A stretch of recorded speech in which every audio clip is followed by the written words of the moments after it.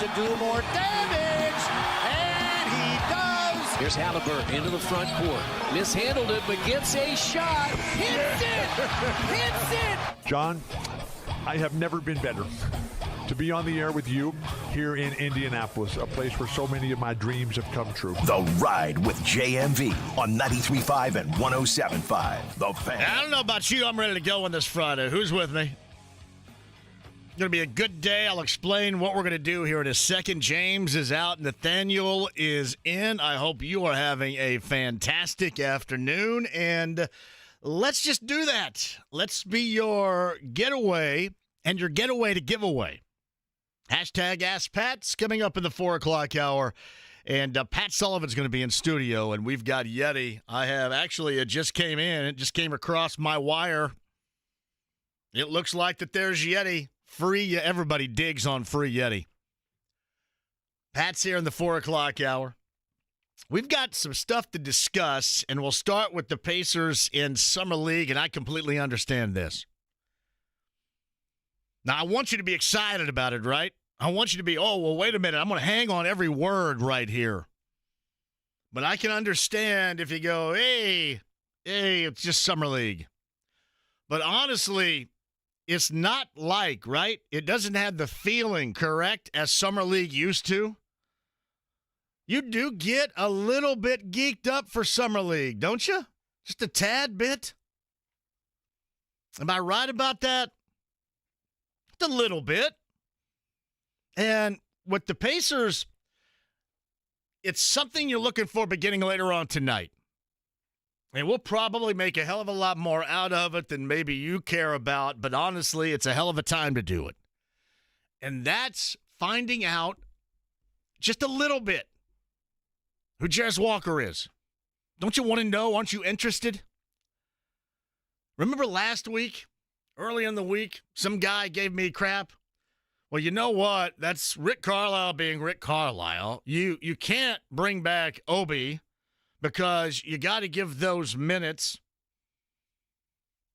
to Jarace Walker. You drafted him in the high lottery. You got to see what he can do.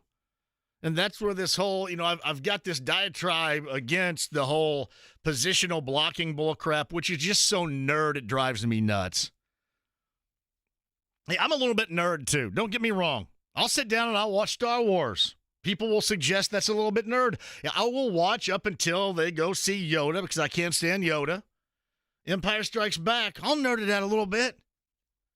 But I try to keep that out of my sports. And I know sometimes that's damaging because in this era, so much is reliant upon the analytics. I should have stayed in consumer math another year. So much is relied upon the analytics. And to me, I want to see, and to me, I want it to be proven that there's a reason why this particular player gets some run, gets some time, gets out there and runs with the twos, maybe stays in an extra rotation a little bit longer and gets back in with 3 or 4 of the ones. I want there to be a legitimate reason. And this is important for this team. I mentioned this in passing to Jimmy because I didn't have a microphone to talk into, which I bet we won't, but we had no microphone to talk into to do the crossover with these guys. But I don't know what it is, and I guess maybe I could get it a little bit. But it just kind of seems like those of the younger generation, all you want to do is make trades. It's like it's some big damn fantasy league to you. And I play fantasy football. But my thought has always been, when you put together a higher level of talent, then to me it would take a lot to want to trade that away. And to make a point off of what Jimmy and Jake were talking about a little bit earlier with Tony East, to me it sounds absolutely asinine to suggest, and I know that's not what their suggestion was. It was a hypothetical. But to me, it sounds asinine to suggest that you need to trade Andrew Nembhard because Shea Gilgeous-Alexander says that he's a clear and great number one or what. Who gives a crap what he is? He's a really good basketball player, and I'd be damned if I want to see that really good basketball player evolve into an even better basketball player someplace else. I mean, you would really feel, it would feel like the old school days, wouldn't it? Yeah, you get that good player. Paul George is that good player. He's on the move. Everything's going well. You know what? In the summertime, I want out of here now. Victor Oladipo, everything's going well. This is his town, all that. And then he gets injured, and then he wants out. Now, you want to select and establish the talent within and keep the most that is out there. Listen, I know that it matters to these guys, but it's like I said yesterday, play off the harmony that you see with this group. They had basically all the team go out and watch. Like they were out there to watch their teammates on Canada and on the United States play on Wednesday night. And then most people out there, Pacer fans, just like you should have been happy about it. And there were some saying, well, they're millionaires and they're going to Vegas. What else they're going to do? They can do anything they want. They don't have to go to Vegas. I mean, hell, you can go to Monaco and be a millionaire and do what you want. I mean, hell, Miles could build the biggest Lego in the history of big Legos right there. Nah, they chose to do that. And you take advantage of those opportunities with the harmony that's going on with your team because it does not often happen that way, does it? And believe me, you know this, and you can mark it down, and you can go back to your sports diary and tell us all about how at this moment you're really happy and how quickly that changed. So you got to take advantage of and live in that moment. But getting back to just wanting to give away talent because you got somebody in front of them or because they're not getting the playing time, in Jarris Walker's case, he hasn't earned it. And that's okay. I know some of the younger generation thinks he need to be thrust in there right now just because he was drafted so high. The hell with that. Earn it. And out of all the things Rick Carlisle has said, that's what I admire the most, and that's in talking to Chad Buchanan. That is within the organization a rule. You got to be able to earn it. And then you know what? When you do, it's weird how these coaches are funny. They get paid a lot of money to be able to given situations, shuffle players in and out and get them minutes and utilize them to their highest capacity. What you want is you want to be able to pick and then maintain talent. You don't want to trade it away and see it happen someplace else. So, frankly, I don't care if Nembhard is a natural one and he's out of position. He looks okay regardless. And he's going to grow. He is a fighting basketball player. He is going to grow. He is going to grow into playing much better defense. You watch.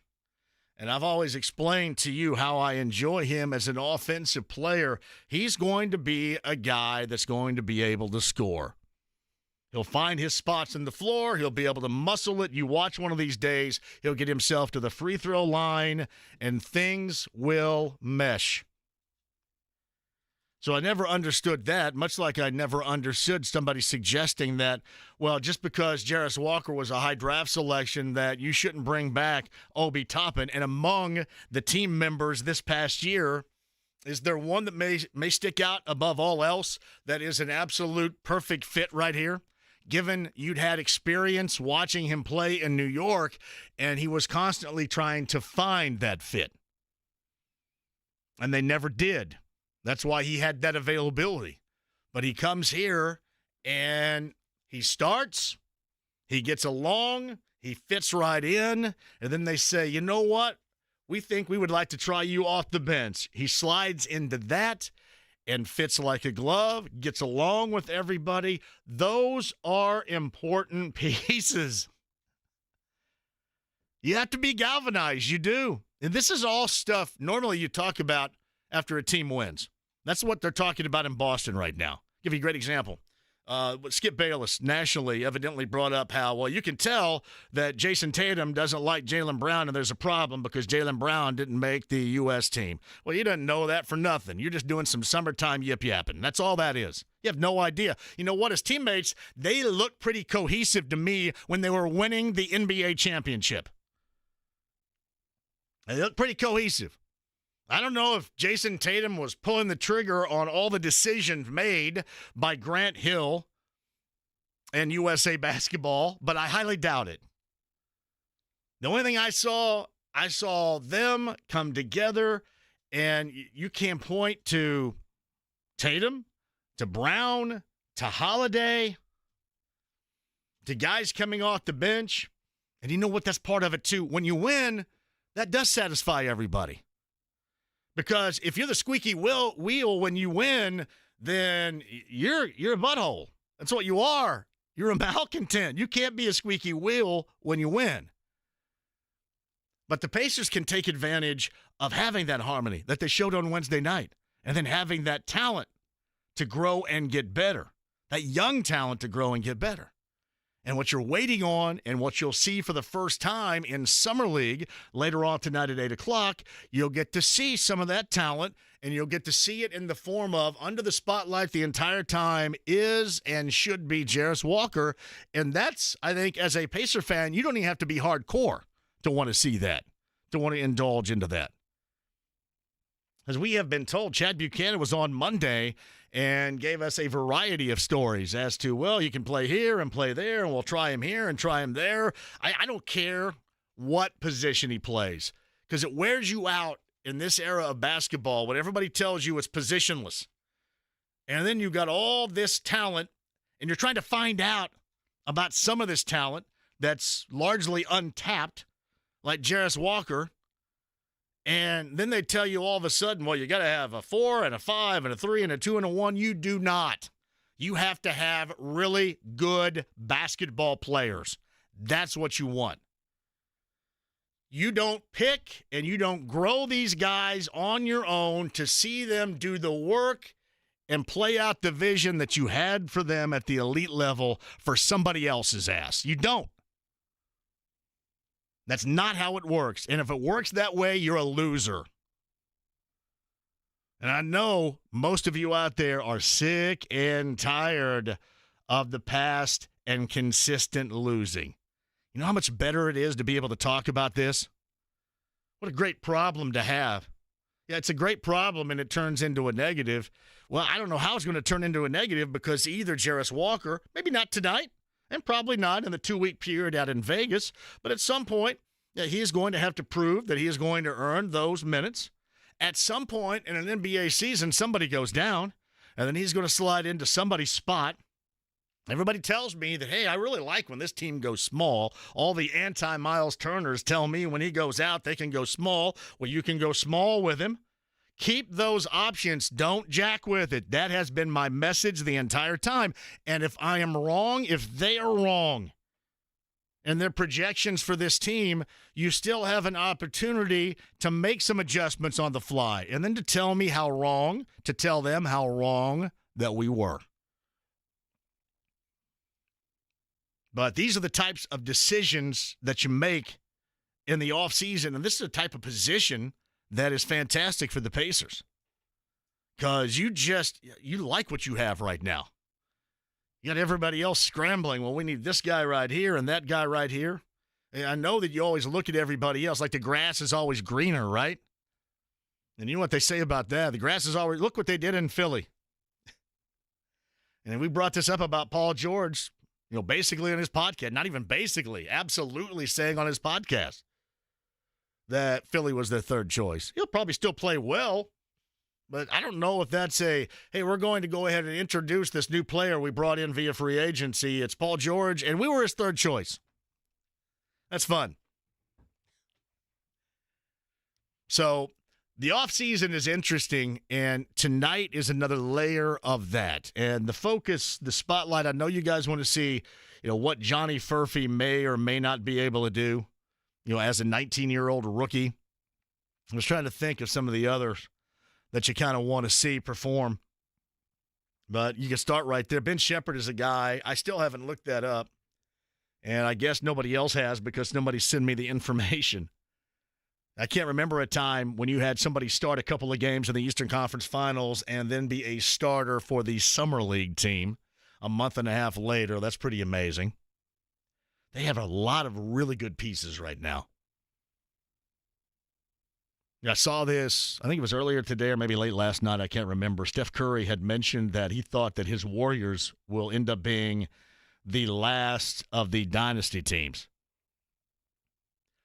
And, before you go, oh, man, we got to have dynasty teams, then that bodes well for a team like the Pacers where, that means things are going to be more level, more competitive.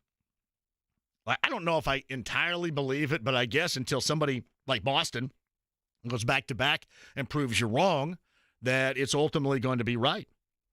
But you would have to think if, there's no more dynasties for a long time or the last of the dynasties or whatever, if that becomes, a dinosaur term dynasty, much like I guess no-hitter's going to, perfect game's going to. There are a lot of terms in Major League Baseball that are becoming fossilized and dinosaur.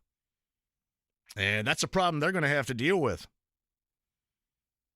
But in basketball for the Pacers, you want this playing field as level as possible, and you hope that you position yourself again within to be able to perform, to play at the highest level.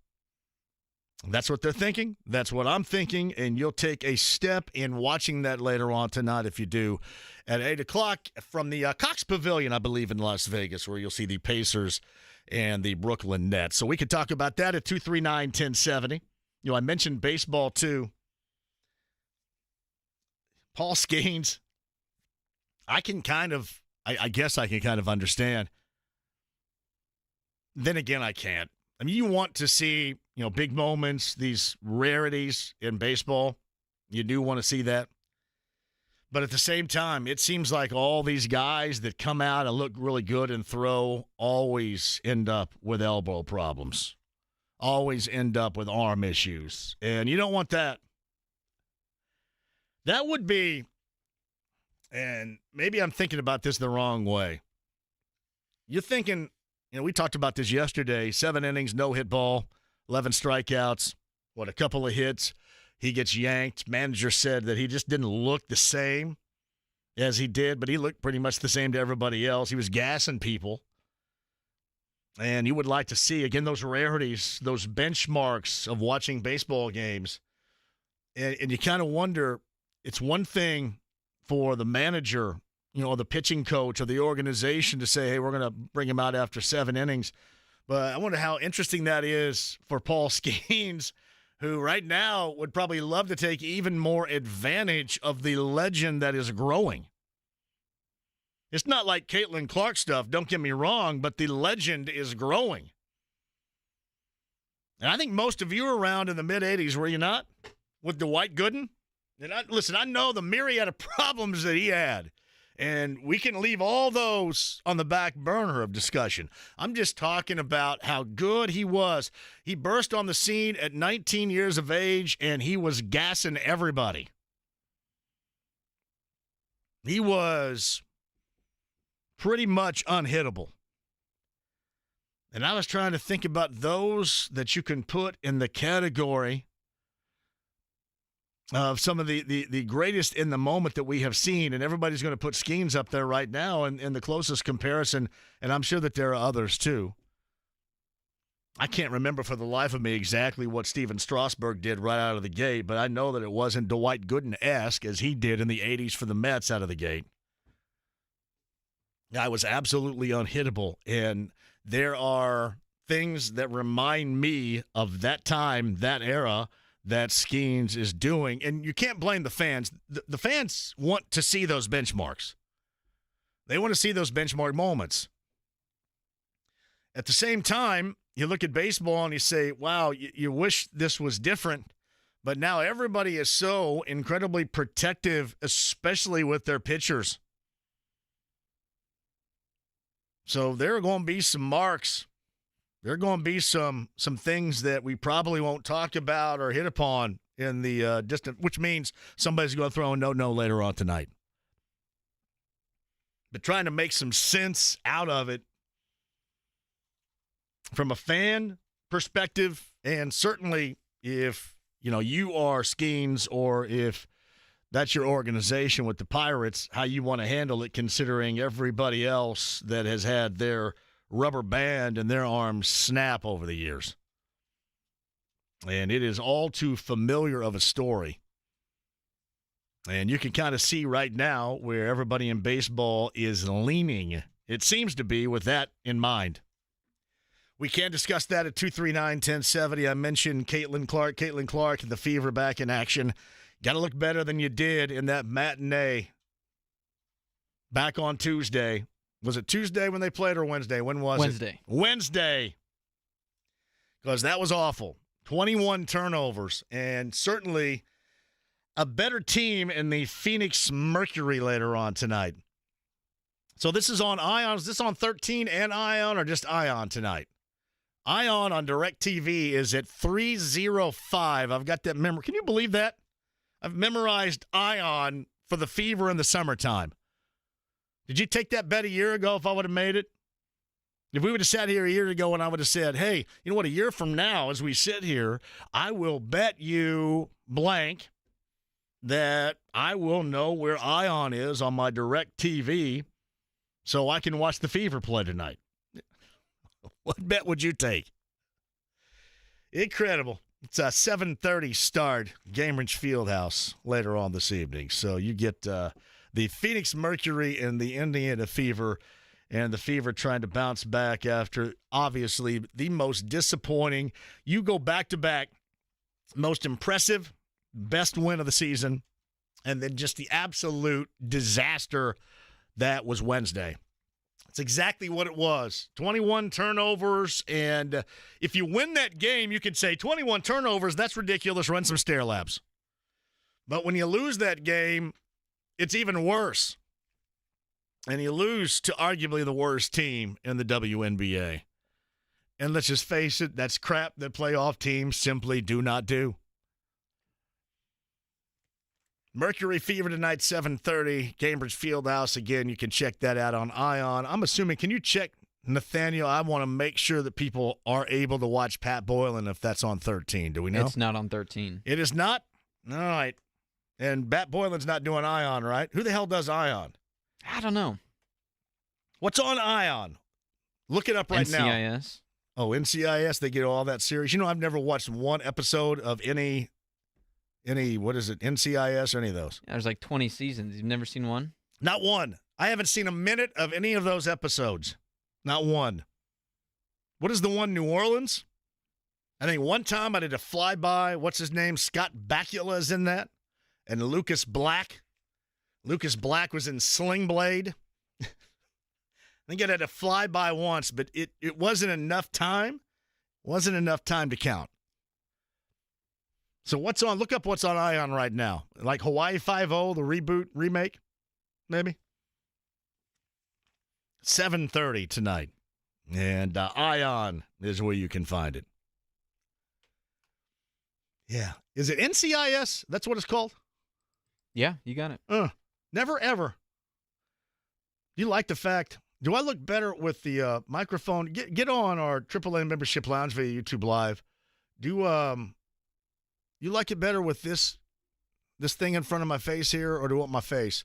Because it's weird. I guess I could slide the camera and not jack around with it myself there. Let's do that. Is that better for everybody? I think people are complaining because they can't see these handsome, chiseled features, and I don't blame you. This is it. So I don't know how. See, I'm trying to mess with this microphone right now. Yeah, I know. I'm letting it grow, too. I get a little stubble. A little summertime stubble. Shirtless and summertime stubble that you can get right here. Derek says, JMV is stuck in studio. By the way, too, this is a Friday, and it's a rarity, a Friday in studio, with a giant sign in front of his face. I do. It's AAA Membership Lounge via YouTube Live. See what you think. WIPX TV, virtual channel 63, UHF digital channel 27 is an Ion Television owned and operated television station serving Indianapolis, and it's licensed to Bloomington. What's this? Oh, so you can get this UHF, that's channel 27, Jason? That's true? It says, no, I'm sorry. I take that back.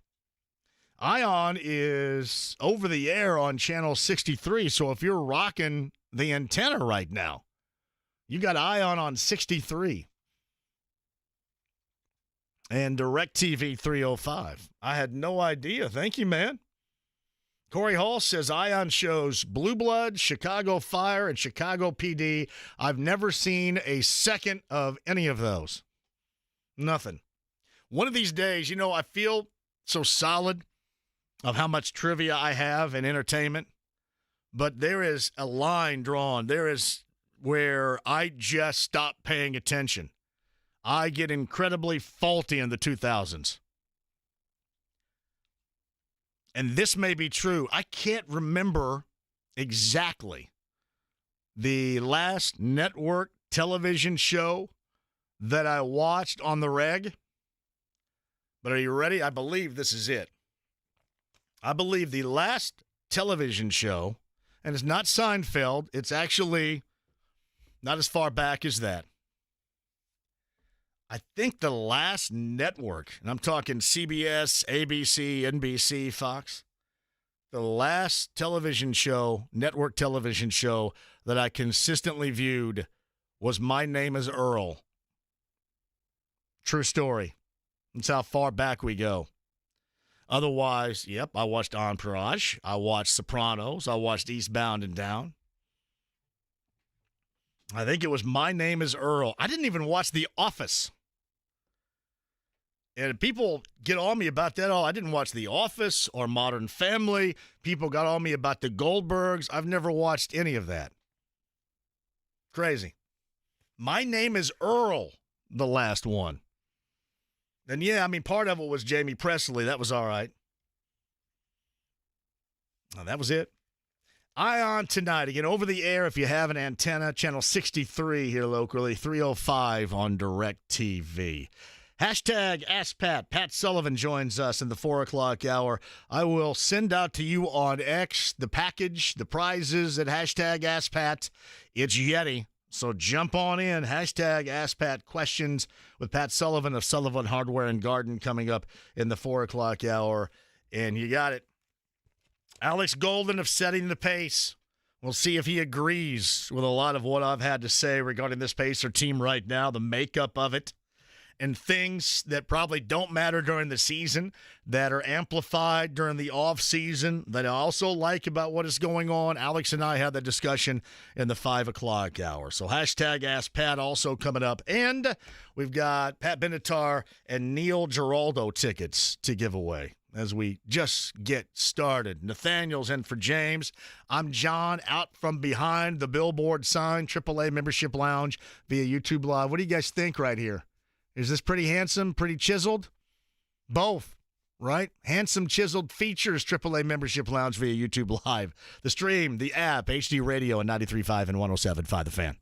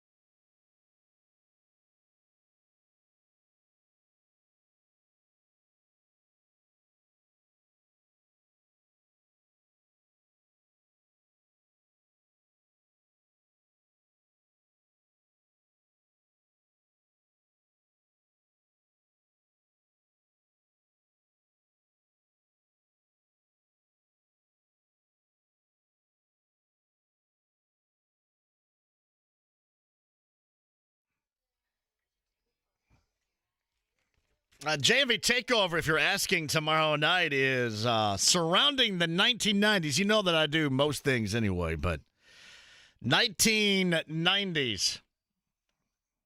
I'm assuming most of you that hits your wheelhouse, right? Is it more than the 80s? The 1990s? We do, I think, 90s. I kind of follow along with the 90s when they have a 90s weekend like they're doing on B1057 this weekend.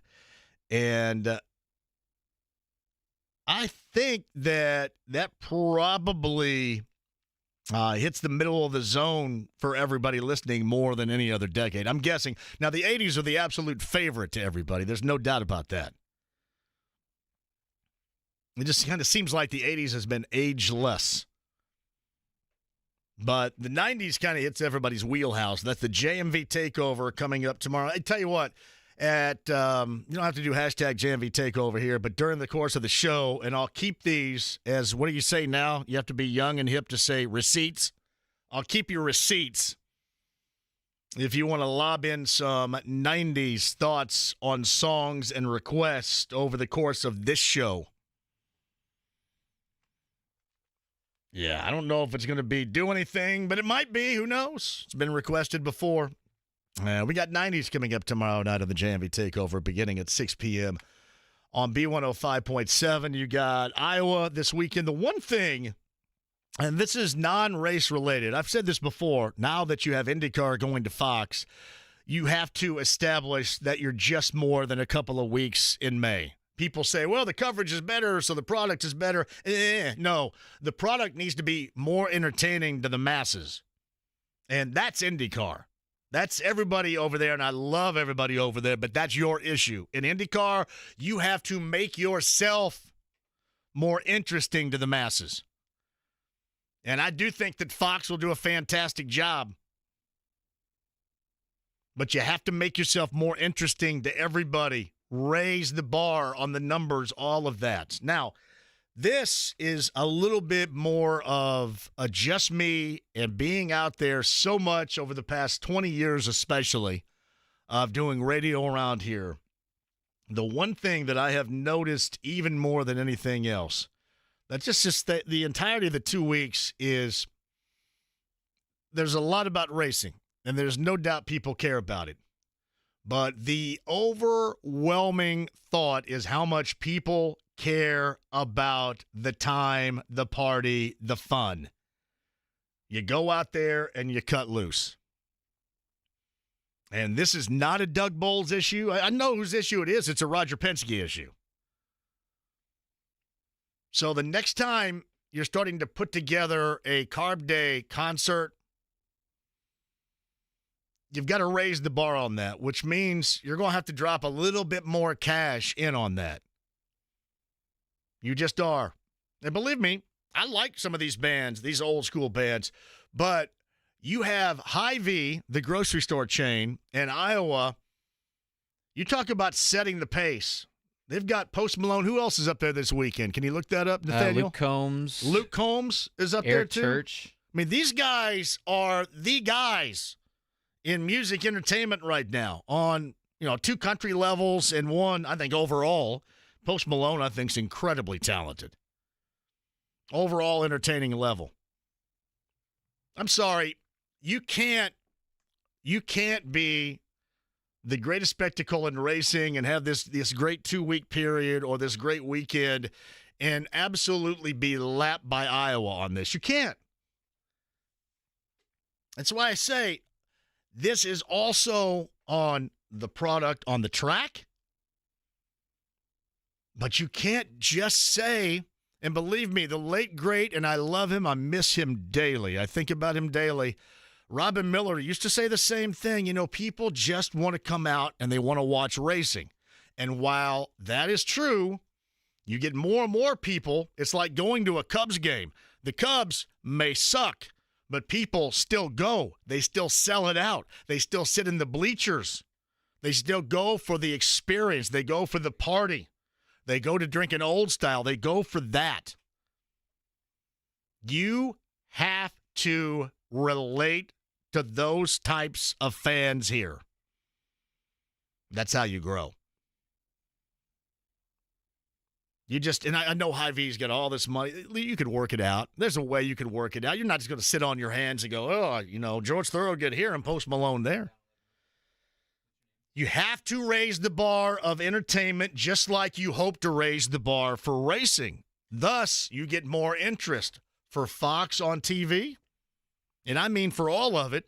And, for a 2-week period and certainly a weekend here. I guess you could also say, well, people are going to come out anyway. We have them anyway. But, yeah, you don't do that. As I mentioned, don't sit on your hands. Just understand it. All you have to do is ask me. I think I'm a pretty good person to have a finger on the pulse of what goes on and how much people love racing, how much people love the entertainment value. Just look what Iowa does. You could say, well, Iowa needs that because nobody's going to go. Well, some people will go because it's Iowa and there's not jack squat going on besides watching the corn grow. So people are going to go to Newton, Iowa anyway, but now they're really going to go because you're making this weekend a huge party. Way too much negativity that people have to live in 7 days a week now for them not to want to cut loose just a little bit. You have to serve that up for them. And even if you're the greatest spectacle in racing, even if you have the greatest race weekend here in the United States, globally, whatever, all that's great. But you still have to continue to raise the bar. And that is also talking about Carb Day right there. Got to do it.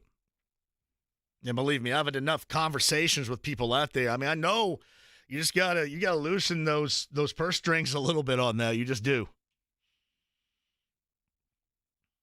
Let those that should be making the decision able to make a decision without the consistent restraints and the last minute, well, we'll go with this.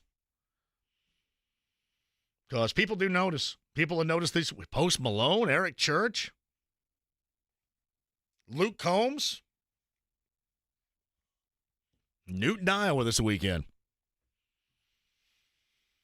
So we can discuss that if you like at 239-1070. That just occurred to me, but that is a big deal. No doubt about that. Also, I mentioned next week, here's another big deal, Back Nine Golf Outing, presented by Franciscan Health next Thursday. Hopefully we'll see you out there. Hopefully you have your tickets. Eating and drinking, doing shows, hitting golf balls. This is going to be a blast. That is next Thursday. Jake's going to be doing his show at noon. I'll shove this ridiculousness down your throat at 3 o'clock. We'll have a hell of a time, I promise. That is coming up next Thursday. Actually, I am looking very forward to it. I know I was out on Tuesday, but it's a bummer to be in on Friday. I'd like to be out with the peeps. I'm not out with the peeps. Yeah, John says this, and he's absolutely right. Iowa Speedway promotes the race weekend as a festival to surrounding states. They turned it into a fun weekend. Hy-Vee has been dumping cash into it. There's no doubt, but you can't tell me that they can't find and cannot compete with that around here. You can, so do it. Got to do it. Yeah, as much as I sit here and talk about with Fox, and your average IndyCar fan will say, well, the coverage is going to be better than NBC and Peacock, and, we're not the major focus, and now racing is going to be the Fox focus, and that's great. And, yes, that is great. But the product interest has to be, the bar-wise, it has to be raised. You have to get out, I want to say get a rise, but you guys would giggle out of that. But you have to raise the bar on the interest, and that's up to IndyCar. And you just can't say, people are still going to come out and still going to go to this weekend, but why not attack it even more so, as John mentions, and rightly so, Iowa Speedway has, with a partner like Hy-Vee. I don't think we have Hy-Vees around here yet, right? We thought there was going to be one up near Whitestown or something. What the hell happened to that? But you are right, and that's what they have to do. Hashtag Ask Pat coming up at the top of the hour. So get your questions in. I got a couple here already. Hashtag Ask Pat. If you have not seen this, This is nice. It is a Yeti ice bucket. You guys always trip over yourselves for the free Yeti. This is a Yeti ice bucket we are giving away with Pat Sullivan. Coming up at the top of the hour, Alex Golden setting the pace, 5 o'clock hour. Pacers Summer League game tonight at 8 o'clock versus Brooklyn out in Las Vegas. The Fever and the Phoenix Mercury at Gainbridge Fieldhouse tonight. That tip time is at 7:30. It is on Ion, which means if you don't have DirecTV, I don't know where it is on your provider. DirecTV 305, if you have an over-the-air antenna, you can find it here, I guess, locally on 63. The Mercury and the Fever tonight. Oh, by the way, too, at Ruoff tonight, we had a great conversation with Brett Michaels. Brett Michaels is doing that kind of festival show himself this evening. Brett Michaels, Lou Graham, a foreigner, I think Dee Snider, Twisted Sister, Chris Jansen, the country music artist, and Don Felder, I think, is a part of this show tonight. So you guys are going to have a blast at Ruoff Home Mortgage Music Center if you're going up there. Inside the AAA Membership Lounge, it's YouTube Live, the stream, the app, and HD Radio. We're back with you and hashtag Ask Pat coming up in about 15 minutes. 93.5 and 107.5 The Fan.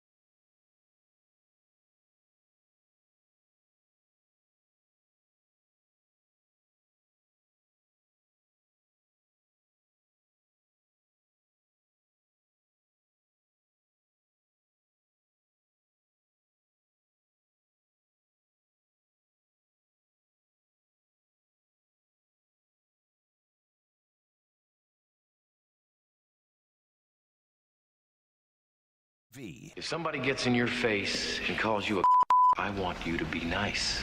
93.5 and 107.5. The Fan.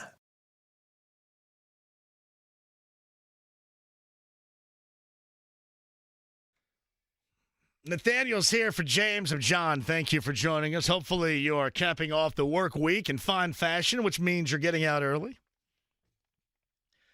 Quick shout out to Norm and Steve and Mike, the Duke family down around Bargersville.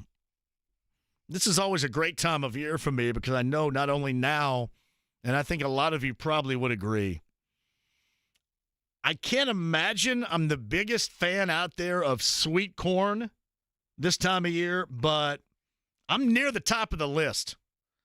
And there's nothing better than walking out of my house and going to work and seeing a bag of sweet corn right out of the field ready to rock. Seriously, ready to go right there from the package, nature's package, right into the grill, right into the pot.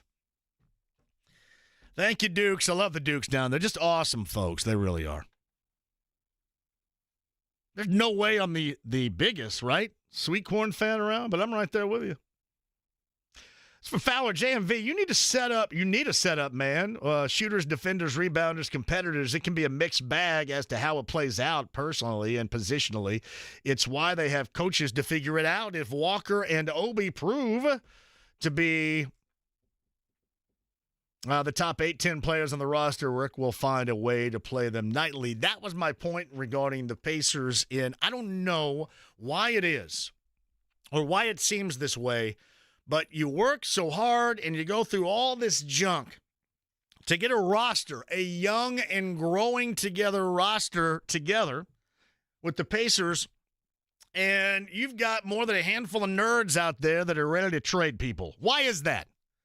Is it just like the fantasy league culture where you got to have one hand there and one hand on the trigger of a trade? Is that it? Is that what we're doing?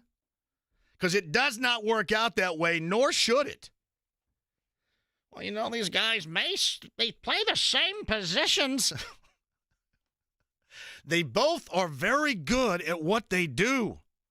Keep your good players, especially if you're at the incredibly early stages of seeing just how good Andrew Nembhard's going to be. I mean, you pretty much know Tyrese Halliburton is going to continue to grow. And your hope is that he is going to be consistently elite level player. But you have just seen, you're on the outskirts. You're on the outskirts of Andrew Nembhard being a fantastic player.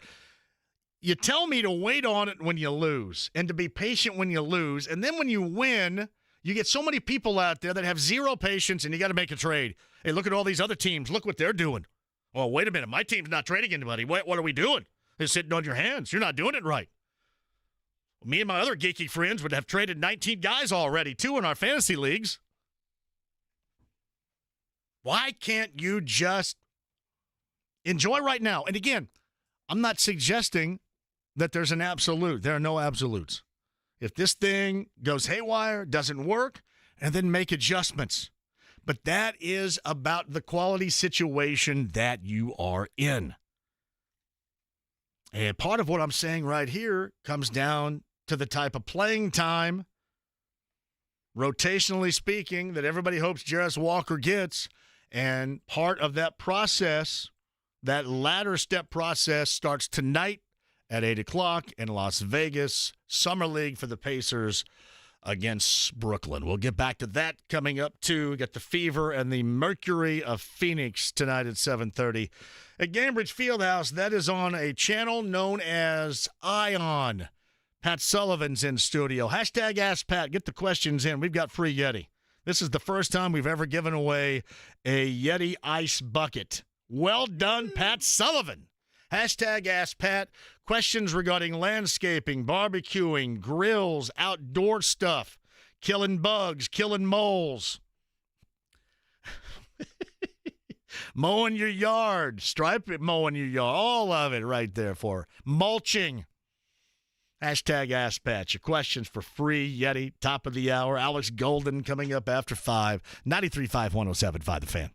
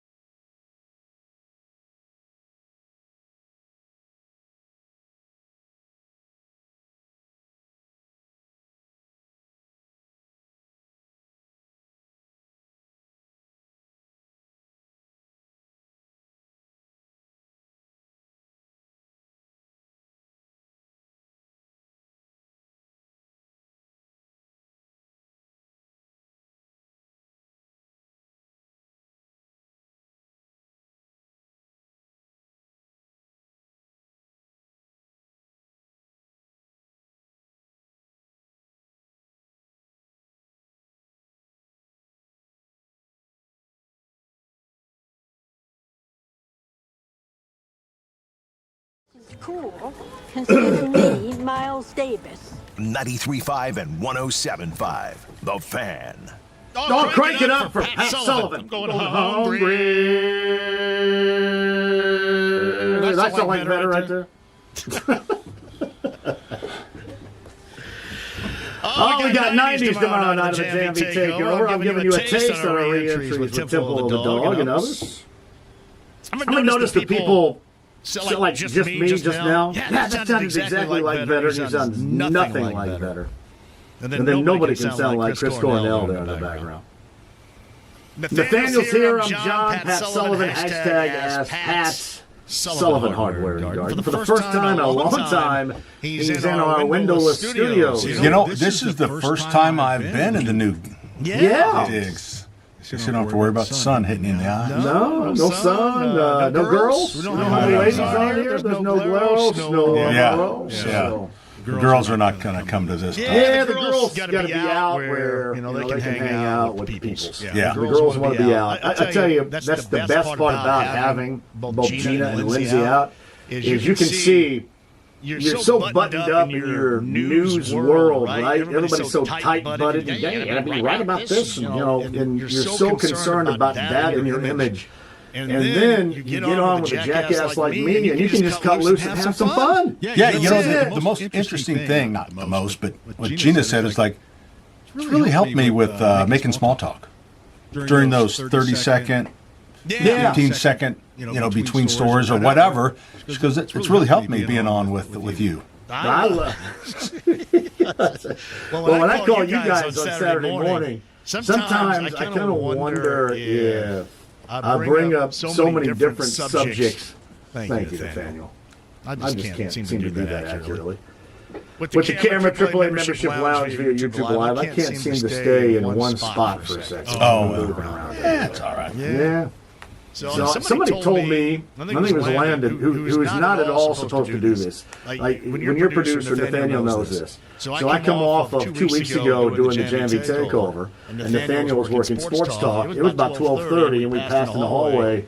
And Nathaniel said, "Hey, man, how was tonight?" I said, "Great." He goes, "Hey, some woman called in and she was irate about you this morning after what you said about wrestling, after what you said about, the shocker and all that. She was irate. She said, I had kids in the car. I had kids in the car when he said the shocker." Okay, the kids are not going to know what the shocker is.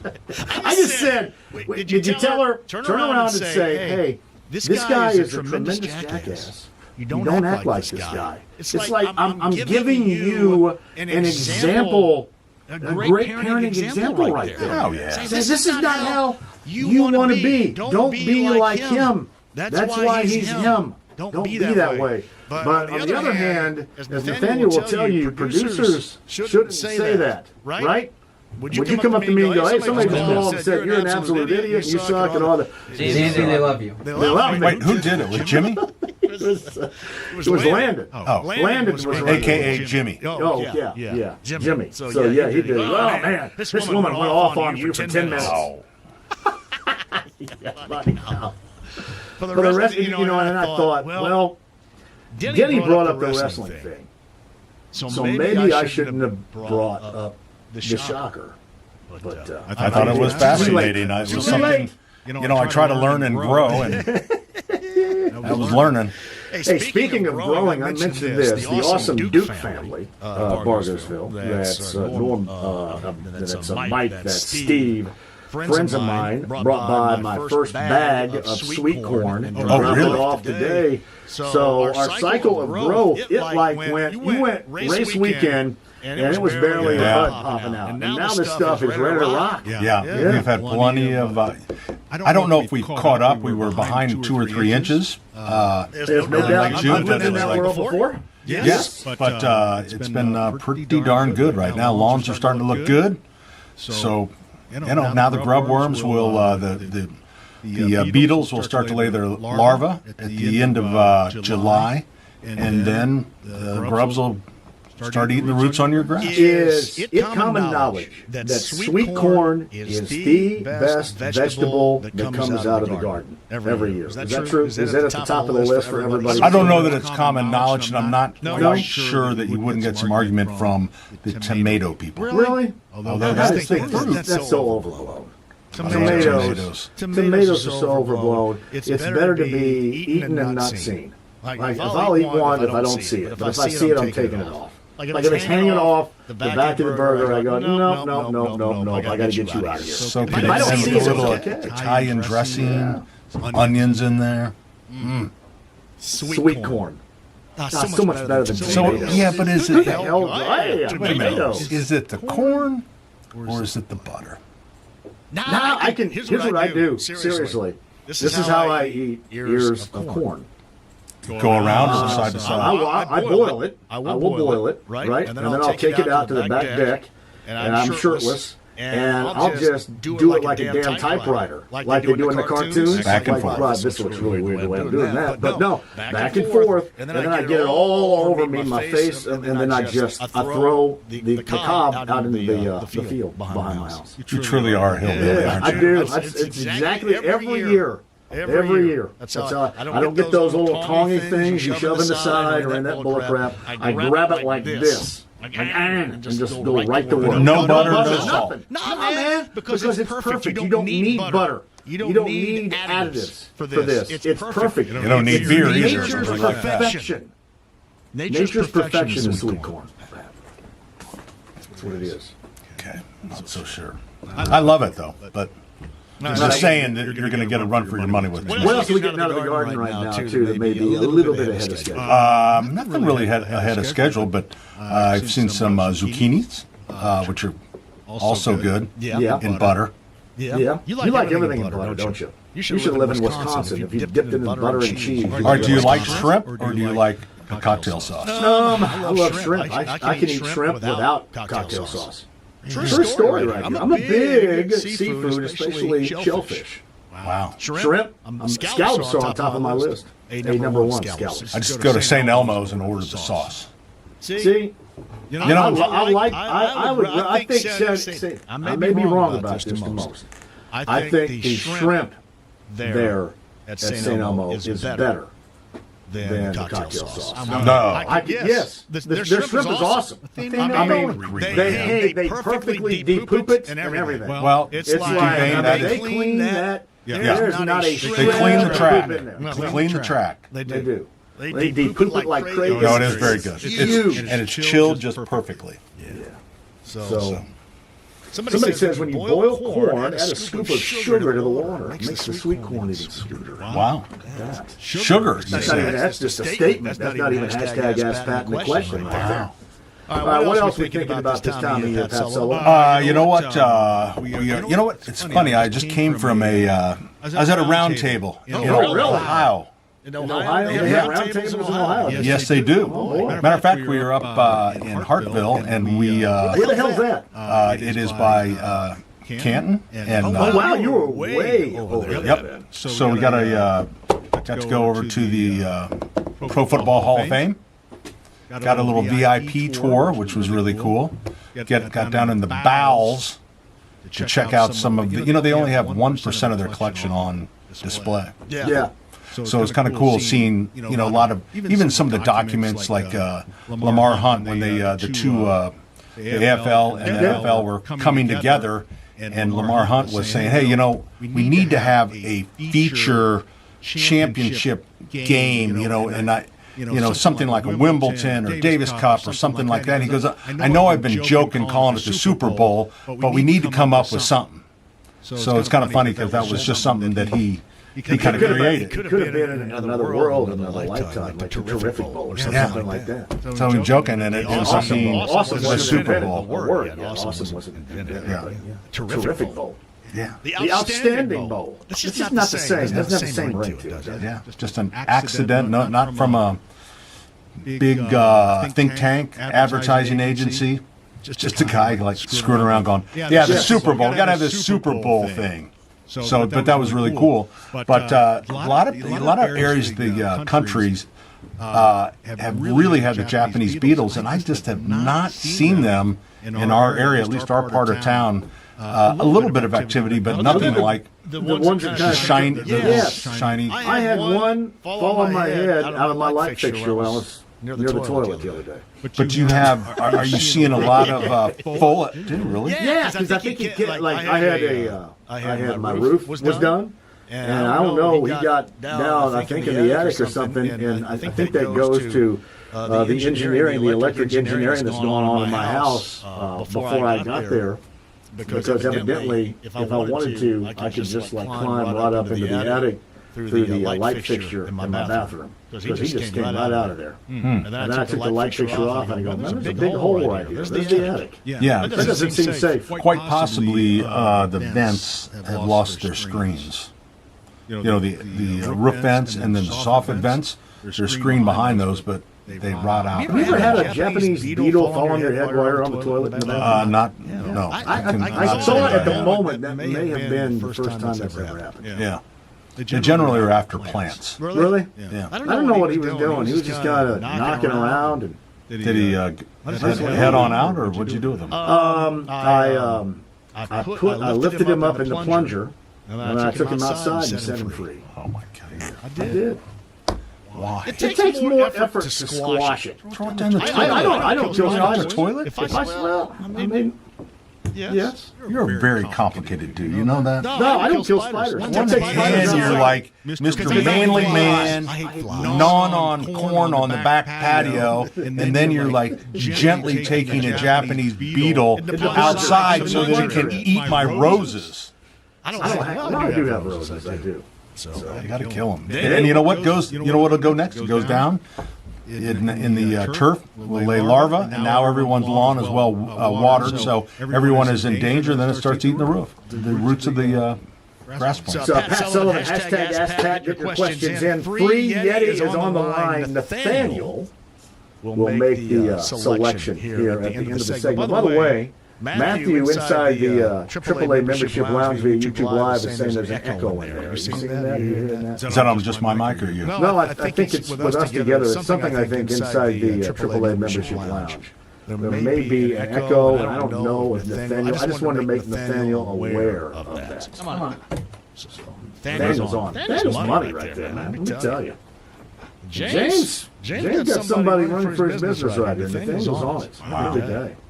So, hey, yesterday, my place around Barnesville, out by Mellow Run, 2.5 inches of rain. I wasn't there at the time, but 2.5 inches of rain in 15 minutes. Wow. I had ponding. I can show you the video. Ponding. My neighbor Jeff Watson shot the video, but ponding that I've never seen water pond before in my yard. It was incredible. I don't know if that happened everywhere. That has happened just in spots around over the last 2 weeks. We had very similar at our Keystone location.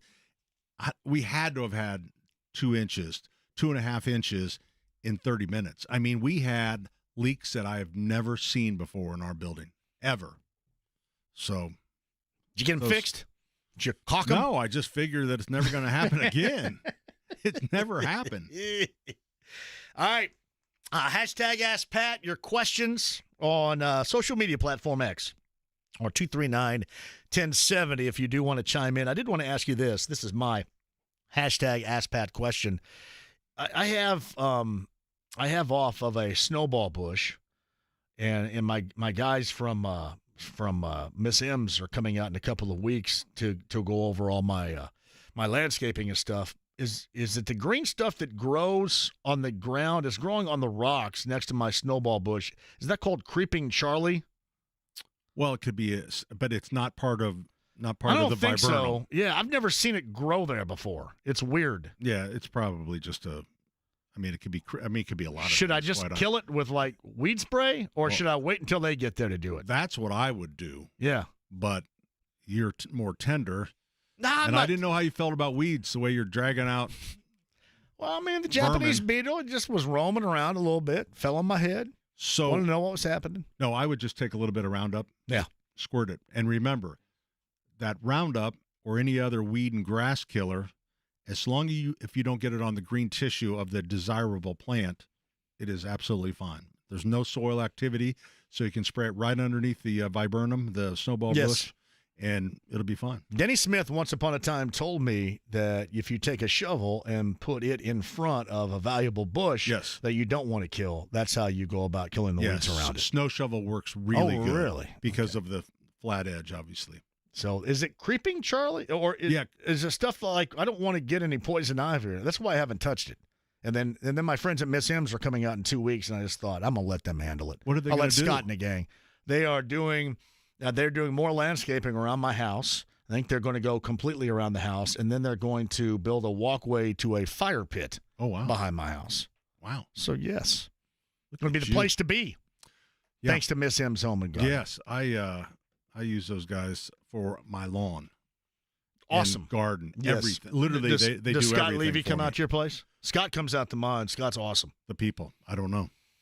It's 239-1070, hashtag Ask Pat here. Again, we've got a little setting the pace and talking Pacers Summer League coming up in the 5 o'clock hour with Alex Golden, so be set for that. Benatar tickets coming up as well, but hashtag Ask Pat is for free Yeti. And Mark is at 239-1070. Mark, you're on the show with Pat Sullivan. Go ahead. Hey JMV and Pat, just to let you know, corn on the cob, have you ever had it steamed before? Steamed? Indeed I have. I love it. I've had it every which way you can. Grilled, steamed, boiled, all of it. Steamed is the best way to go. That's the way my parents always did it, and I swear by the steamed corn. And I've gotten a lot of good corn coming up, and we have some white corn at the Fisher's Farmers Market coming up next week. I hope. Nice. So, nice. Shout out to the Fisher's Farmers Market. How often does that happen?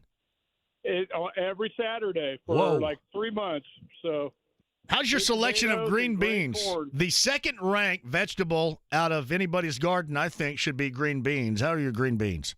No, I don't have green beans. I have my Cherokee purple tomatoes that I got from Pat Sullivan. Heirloom tomato. I don't get it. Oh, man, they're the best, and they're huge. Mm-hmm. My question is, why aren't they turning very red right now? Usually they come around August, but I have my cherries are starting to turn red, but the other tomatoes aren't. Is there anything I can do to help them out? Or? No, I mean, if it was towards the end of the season, you would grab them, throw them in a bag, paper bag, and sit them on the and they would ripen on their own. But unless you're seeing blossom end rot or softening of the fruit, I would just let them be, and they'll ripen up. Anything else, Mark? Cherries are like 9 feet tall, so they're huge. So the vines are. I'm sorry. The vines are 9 foot tall. The vines are 9 feet tall, and I have tons of blooms on them and tons of cherries coming, but they're just not turning red yet. All so right. I know I'll give them time. Usually it's around August, my birthday time. Yep. So. Yep, you'll get them. The Fisher's Farmers Market. That's tomorrow too, right? That's tomorrow. Rocket, buddy. Thanks for the call, Mark. Take care. Let's hashtag Ask Pat here. This is from Brian. My tomato plants are looking awesome, but okay, thanks for the call. I am starting to get that black rot at the bottom of the tomatoes, which I think is what blossom end what he was going through here. I'm so close to BLTs. I can taste it. What can I do to get rid of them? Please help. All right, blossom end rot is a water and calcium deficiency of the plant, and what the plant actually does is you get this uneven watering of the plant, and so the plant then borrows moisture from the fruit, so it sucks it out of the fruit. Thus, you get this little soft spot on the bottom. So you want to get a fertilizer with calcium in it, or if you want to try to get a little quicker action, you can actually buy a product called Rot Stop, which is a calcium spray. And then as far as watering, try to water just in the morning. Look at your plants. If they're starting to wilt down, looking like that's when you want to water. Don't water them in the afternoon when they're folding themselves down because of the sun. So you get this unevenness where people are pouring water on them, then they dry out, they get the wild swings. Try to be regular with the water pattern. There you go. Brian, hashtag Ask Pat from Calvin Fitch. Can you have your mower deck too tight where it breaks your mower deck belt? Yeah, imagine. Yeah, you could, sure. So I don't know if that means Calvin has his too tight right now. Yeah. But I'm assuming that may be the case. Yeah, or he's got the wrong size belt. JMV, you're correct. Shrimp is better than the sauce, even disagree. at St. Elmo. St. Elmo brings it with shrimp. I do well, like shrimp. And St. Elmo brings it. Those things are tremendously large. Yep. And again, just as clean as a whistle. I mean, nothing whatsoever. Just clean. Love it. Without the sauce. The absolutely. 239-1070 with hashtag Ask Pat. And Terry is up next. Terry, welcome to the show. You're on with Pat Sullivan. Hey, John. Hey, Pat. Thanks for taking the call. You got it. And John, it's awesome having some talent on the show. Pat is awesome. Yeah, Thank you very much. I have to do that. See, that's what I do with Pat and the girls and Hagen. I mean, I have to make sure I disguise just how awful I am with the great levels of talent on this show every day. Played. Yes, well played. Thank you. Okay, I got a tip on cooking corn and a tip on shucking. All right. The tip on the cooking is boil it in pure milk. What? Yes. Pure milk. Invest Boil. in a gallon of milk. Bring it to a boil. Plop them in just like you're boiling them in water, but do it in milk, 100% milk. So what is that doing for the corn? What does it do for the flavor? It adds a flavor that's hard to describe. As far as cooking, the corn doesn't know any difference. Huh. You know, the same length of time in the boiling milk is the same as length of time in the boiling water. Well, I tell you what, that one I have not heard. Okay, well, this next one's a better tip, and I didn't come up with it. I saw it on YouTube a couple years back. I'm 67, spent 60 years shucking the way you shuck and fighting the hairs and picking them out of your teeth and all that. So it's best done in the microwave. Can be done, though, on the grill. Cook it in the shuck complete. Get it good and cooked. Don't undercook it. And then pull it off. And on the butt end, take a sharp knife and whack it off just above the first row of corn. And then take the other end, the tip end, and squeeze it like you're milking a cow. And it's the most unbelievable thing you've ever seen. It just slips off. What a tip. It is so unbelievable. Man. You'll just giggle. You'll giggle when the first time you do it. That is the greatest tip since Dave Calabro, when I was on TV, told me to sit on my suit coat jacket when I was at the desk. That's a great tip out of you right there. Yes. That's the best thing I've heard since people told me to. My daughter said, peel a banana the opposite way that you would normally would. Like a monkey does. Mm-hmm. Whoa, Terry. Monkeys never peel from the wrong end. Right. Great call, Terry. Thank you. Hey, have a great weekend. You too. Wow, Terry. That's some knowledge right there. Hashtag Ask Pat with Pat How much is a Sullivan. gallon of milk, though? Milk expensive? I haven't bought a gallon. I just buy, like, the smaller versions of it. We don't go after milk as much. That's when you know you're beginning of the end. Hashtag Ask Pat. Block by block, ask this, Pat. I have a big event in my backyard early September, and I want to keep my grass green. Other than watering, what are the other suggestions you might add to maintain a healthy look for the next few months? Well, the rain is going to, although it looks like we're fine now, but I would late August, early September, that's when the most important time to fertilize your lawn is September and November. So if you want that lawn to look primo for the party, then I would go ahead and get some fertilizer on early September, and then be careful about scalping it. I mean, put it at a nice length, 2.5 inches, and then you can it's just better for the plant. Love it. Hashtag Ask Pat from Larry. I have a patch in my yard where it seems clover and crabgrass have taken over most of it. How do I get rid of the weeds and maintain and grow the grass? And hashtag Ask Pat. First of all, you want to make sure, I don't think you would have anything. No, there's no way. It's too early for larvae.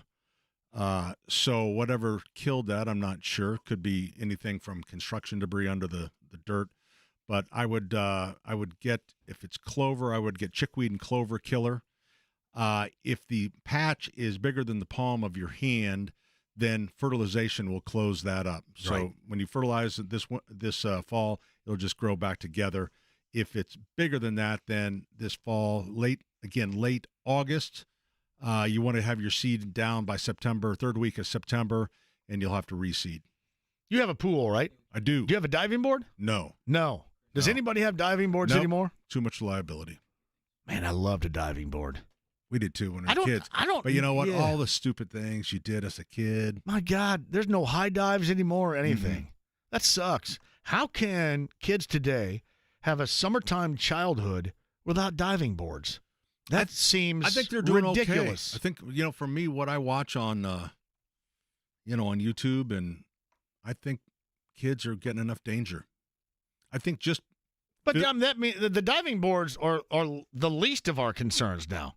It's like turning right on red downtown. Right. They take that away.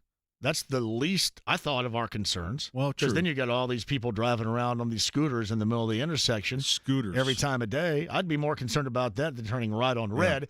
But that's what they've decided to do. But, I mean, diving boards, again, to me, is the least of the concerns. Yeah. Right? But you know what? Kids do stupid things, trying to do flips and whacking their head and stuff. Oh, I love doing You gotta flips, you got to be can-openers. careful. Diving in a pool is one thing. Then, you just got to be careful when you dive in lakes. You got to know, all those things. But do you ever watch all the kids just jumping off of things? Yeah. Yeah, you've seen so much now, you're numb to all of it. Like, it was a big deal for us to jump into like a 4-foot deep pond out of a bucket of a tractor that we raised about 15 feet above the ground, and then climbed up the tractor and jumped out of the bucket into the pond. And we'd end up face planting at the bottom of the pond in the mud. But, that was supposed to be daring. There's nothing daring like that anymore. Did you ever do the dam sliding? The dam sliding down the dam, like we didn't have a dam. Over it, didn't you? No, we had no it dam. Seemed to be a thing over by Eagle Creek. They did have near me, and that's cement, right? The dam was cement. They had something, like one of the first water slides I can remember around was called the Zoom Flume out by Lake Monroe off of 446. And the Zoom Flume was a cement, and it's still, like, the remnants of it's still there. It's been abandoned for years. But it was a cement water slide. Oh. And you talk about getting, you would get all kinds of scuffed on the way down for that. Yeah. But the Zoom Flume was great. That's the first, I can remember the first water slide was the Zoom Flume. And now, obviously, they're all plastic. That was like built into the side of a hill, like a bobsled run. Yeah. So it was the Zoom Flume. Yeah. Over by Lake Monroe. It used to be. Long time ago. Great times. Did it shoot, like you see the slides now where they go down and then just fires you straight up in the air? Oh, I love it. There was one in Las Vegas I did, and this is, it has to be back 24 years or so ago, where it was like 6 stories above the ground, and you would just drop through a tube, and you would basically free fall for a couple of stories and then catch the slide. But you would get just an absolute swimming trunks enema. There's just no way around it. Yeah. Your shorts would be all hiked up your rear end. Gotcha. By that point in time. Hashtag Ask Pat. We'll get one final caller on, maybe a couple here. Chris at 239-1070. You're on with Pat Sullivan, Chris. Hey, I love the last caller on the tip about corn. I'm with the Lions Club. We're doing the fair down in Lawrence County this week, and we sell sweet corn. It's amazing how many people ask, if we can take it off the cob for them. So I'm going to try that tonight. That's awesome right there. Idea. Is that a 4-H fair in Lawrence County still?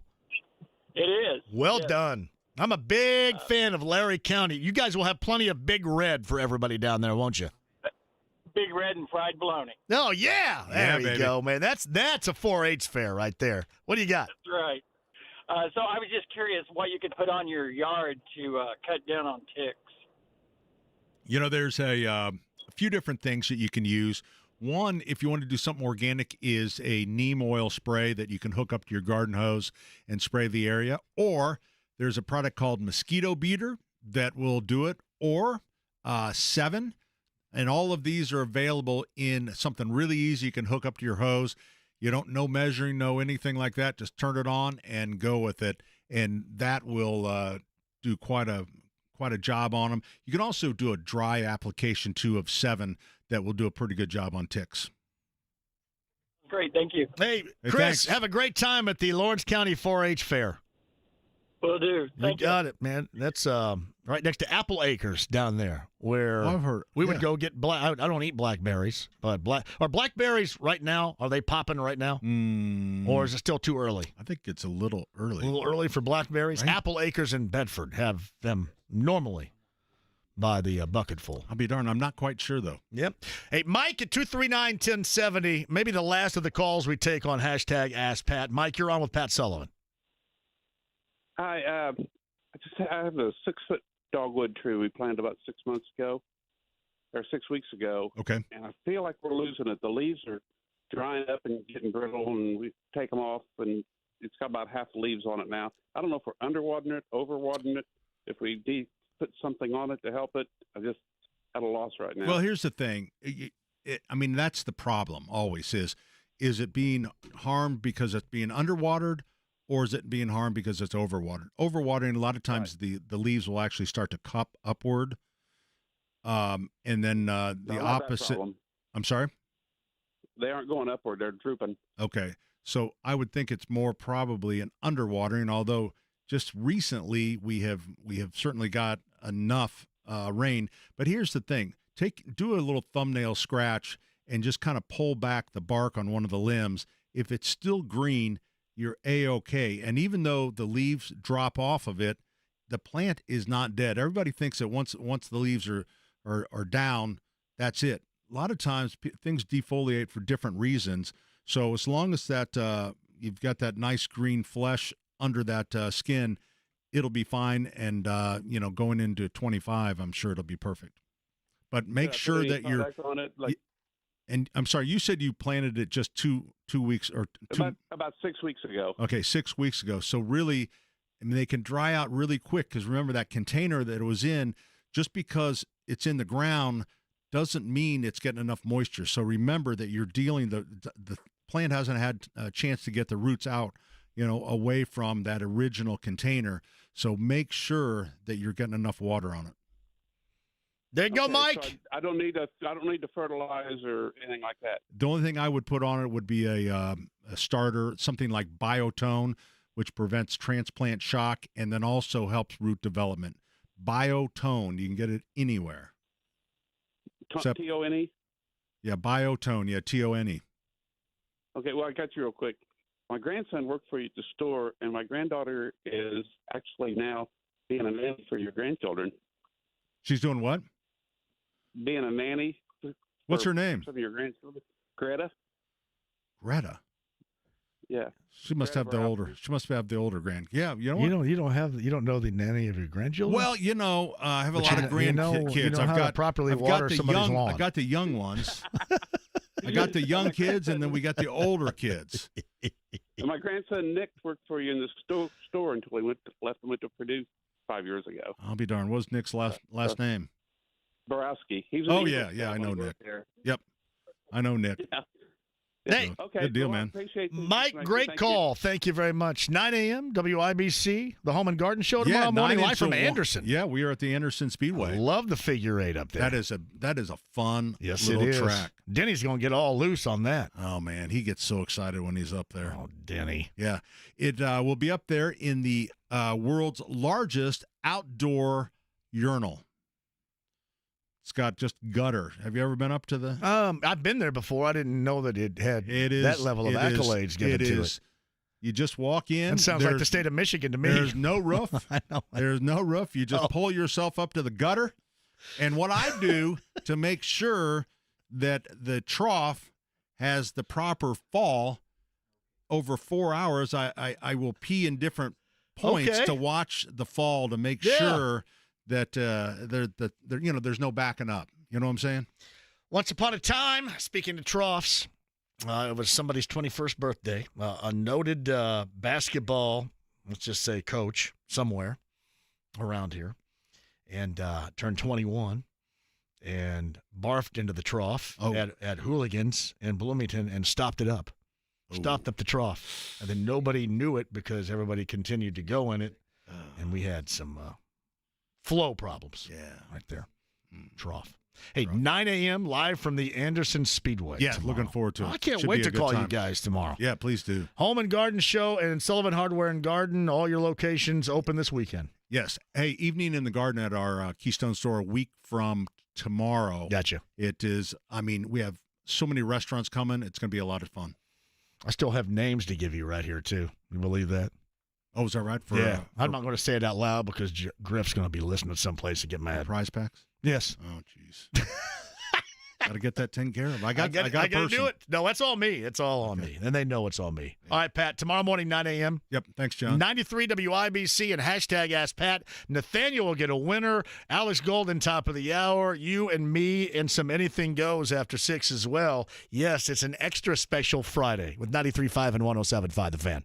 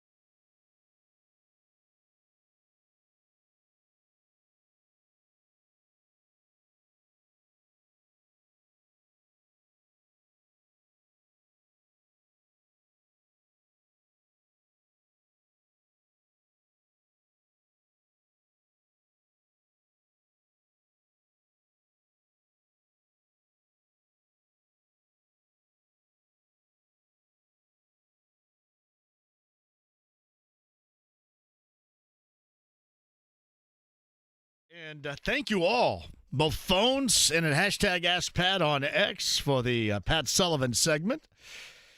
You got Pat, Denny, Terry, and Allison tomorrow morning, 93 WIBC, beginning at 9 a.m., and they're going to be at the Anderson Speedway coming up tomorrow, so you can check that out. I know Pat's a big fan of Psalms, and I saw this. This is a shout-out to the Eastsiders and those over in Irvington. Psalms Tavern and Sports Bar on the way to Irvington right there. And we love new places to open up, and I love new places to open up, so we can at some point have shows there. But Psalms Tavern and Sports Bar is up next in Irvington, and I know my man BT Dew and others there on the east side. That's actually, I believe that's in the general vicinity of Swebo right there. Swebo is going to embrace that.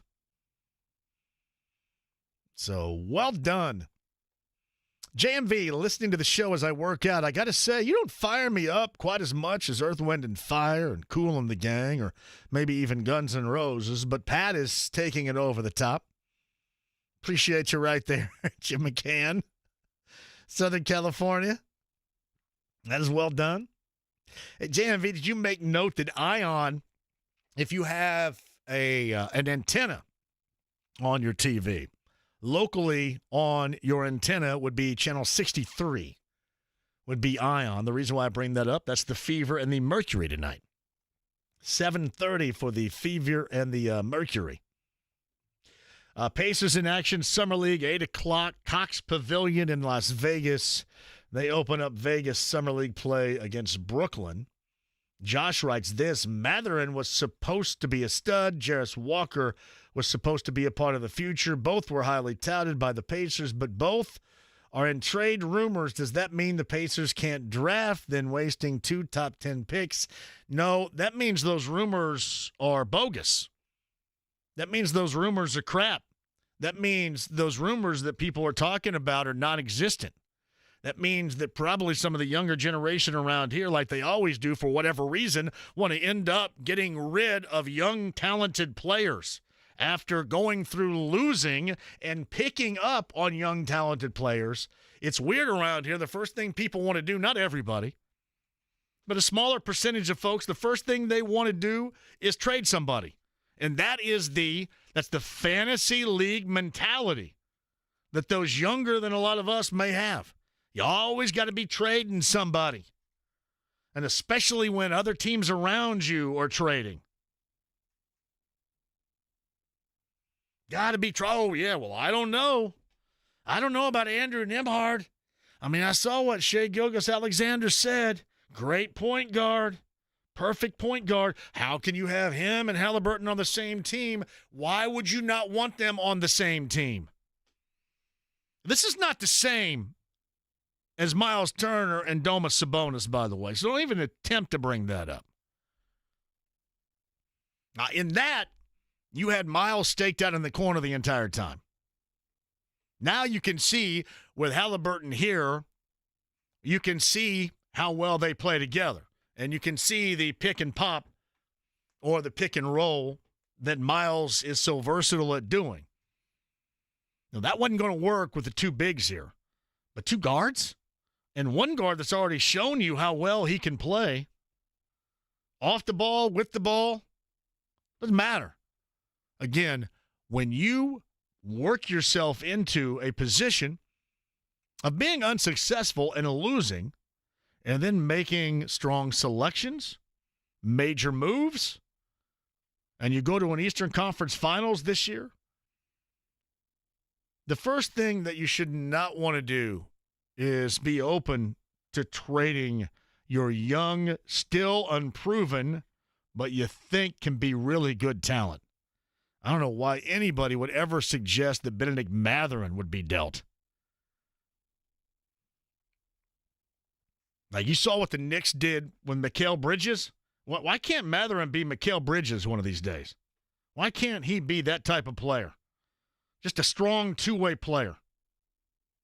Why can't he be that? You got to trade him. Got to trade. Hurry up, we got to trade.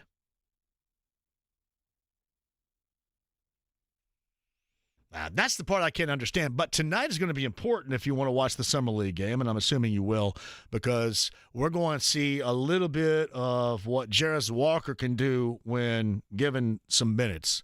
And this is a part of earning those minutes. Alvis Golden, top of the hour, setting the pace. We will discuss a lot with the Pacers and around the NBA, Summer League, and more. And as I mentioned to the Fever host, Mercury, the Phoenix Mercury tonight at 7:30, Cambridge Fieldhouse. ION TV is where you can find that. DirecTV 305. And I guess over the air with an antenna here locally, you can find that on channel 63 if you so desire. Quick break, we'll come back. Benatar Giraldo tickets. That's going to be downtown at Everwise Amphitheater at White River State Park later on this summer. Chance to win those tickets. And remember, 6 o'clock hour, about 20 minutes of anything goes. We'll settle in until we get to the last word with Matt Gorman and company coming up around 6:30 this evening for all the latest in your Colts conversation. Plus, if you do want to get into what the Colts didn't do at safety and what their division rival did yesterday, we can do that as well. All in on it, either Colts, Pacers, or anything locally right here, and especially whatever you want to talk about and anything goes coming up after 6 o'clock tonight, 93.5 and 107.5 The Fan.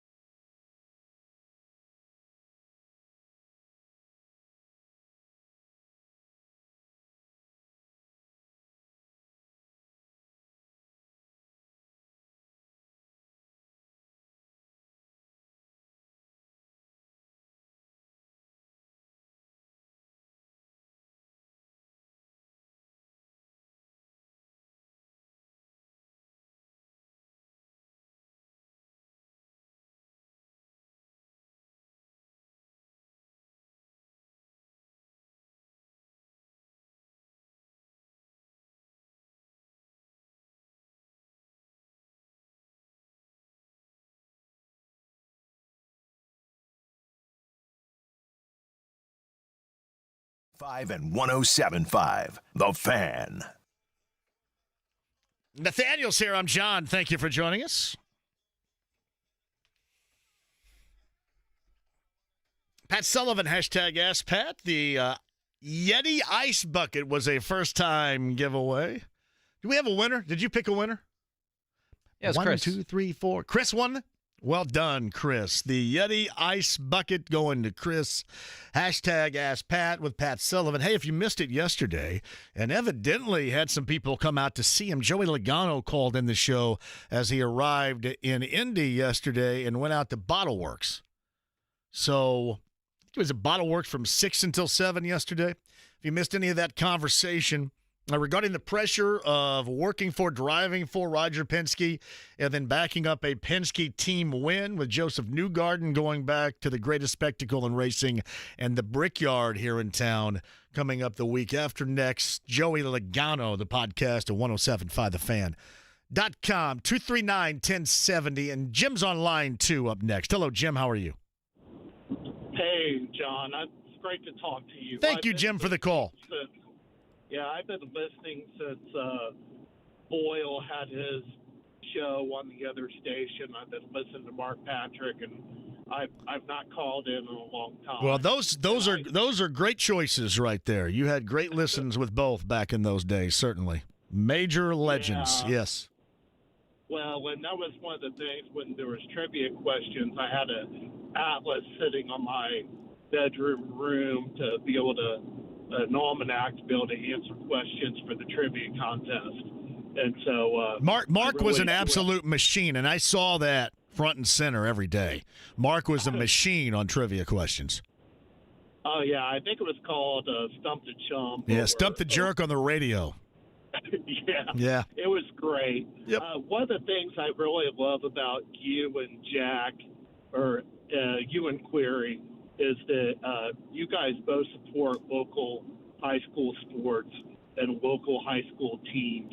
And I want to get your take on the fact that Braylon Mullins is staying at Greenfield and choosing a local public school versus going to a Mount Verde Academy or something like that. Yeah, I say now we're unfortunately, I think, Jim, in a spot to where that is going to become more of a rarity, but I like it. And here's why I like it. And this may not matter. This may not matter at all to Sicily, who is going away from Heritage Hills, as you mentioned. I am all for having and leaving behind you such an elite level of history at your school, having a legacy.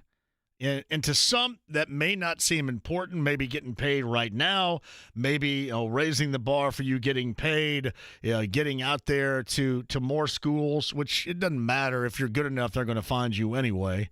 If I were in high school right now, if I had to do it all over again, I would do it the way that Braylon does it, because I would want my legacy to be that at Greenfield Central. That would be meaningful to me, and I think with all that is going on in these high school kids and their existence, especially at that level of basketball, that is probably not on some of the radars. But yet that is what you give up.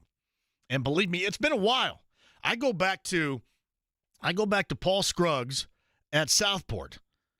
He ended up going to some one-room computer deal basketball factory type of place, and chooses to go away from a place at Southport that had supported him with Kyle Simpson to the highest level, and he had an opportunity to be a high-level legacy at Southport. And to me, and that may not be everybody, to me, that is more meaningful. If you can play at a high level, they're going to find you. Now, getting paid at a high level now is completely different. But I still would want my legacy, and I still would want to be a high school kid. There's a lot about that I love and I still love.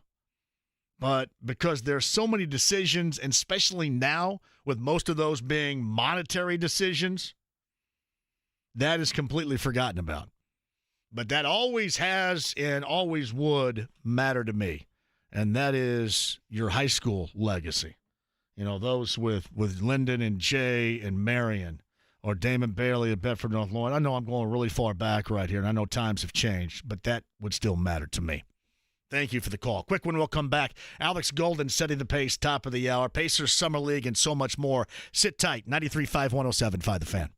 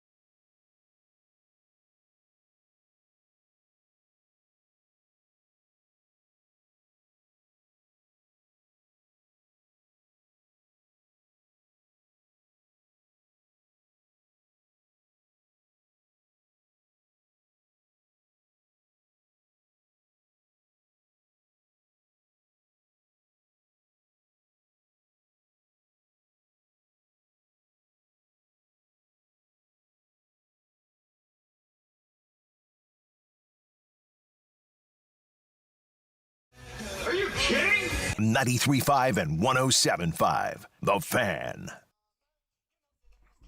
We got 90s coming up tomorrow night of the JMV Takeover, B105.7. This is one of those one-hit wonders of the 1990s that you say, I hate this, I never will listen to it, and you probably did. 90s JMV Takeover coming up tomorrow night, 6 until midnight on B105.7. Before Alex Golden joins us, I kind of want to set the table for our conversation here. We go to Pacers and to the NBA. But this, according to Adrian Wojnarowski, within the last 2 minutes, let's see if you follow me on it. And this is, I'm going to try to read this verbatim to make sure it makes sense to you, because if I start to get off track, maybe it's tougher to understand. In a largely unprecedented financial concession to give roster flexibility to a contender, the New York Knicks, their star, Jalen Brunson, has agreed on a 4-year, $156.5 million extension. That's according to his agent. $113 million less guaranteed than he's eligible to receive. Continue to follow. the repercussions of Brunson choosing the 4-year, $156.5 million max deal over 5 years. And that escalates to $269 million in 2025, I believe. Anyway, the massive Knicks' ability now to keep this team together and to keep making roster moves to close the gap on a championship.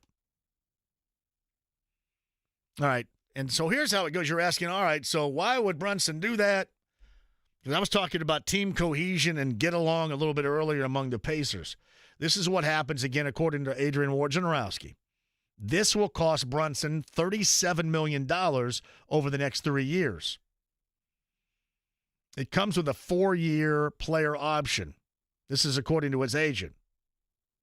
And that would set up Brunson to get back the rest of the $113 million on a 4-year, $323 million extension in 2028. Or maybe even a new 5-year, $418 million deal in 2029. So he's going to get it back, but in the now, he's making some room to make sure that this Knicks team, this squad, and Villanova, New York City, stays together. They can be competitive and then continue to add pieces. So with that latest news story, joined now by Setting the Pace, talking Pacers, NBA, and more with Alex Golden on the Andy Moore Automotive Group hotline. I didn't know if you had the opportunity to see that before you hopped on. That, at least in the short, in the now in which we look at it's a pretty big deal. Yeah, I happened to see the notification as we were hopping on, and I thought, well, that's pretty generous of Jalen Brunson to do that. I mean, it's still a ton of money, and like you said, there's a way for him to get it back. So, I mean, the way the money is going right now in the NBA, it is just kind of crazy to think about how much people can make per year. But, you know, I think that Jalen Brunson definitely seems like one of those guys that is content with the amount of money that he's making.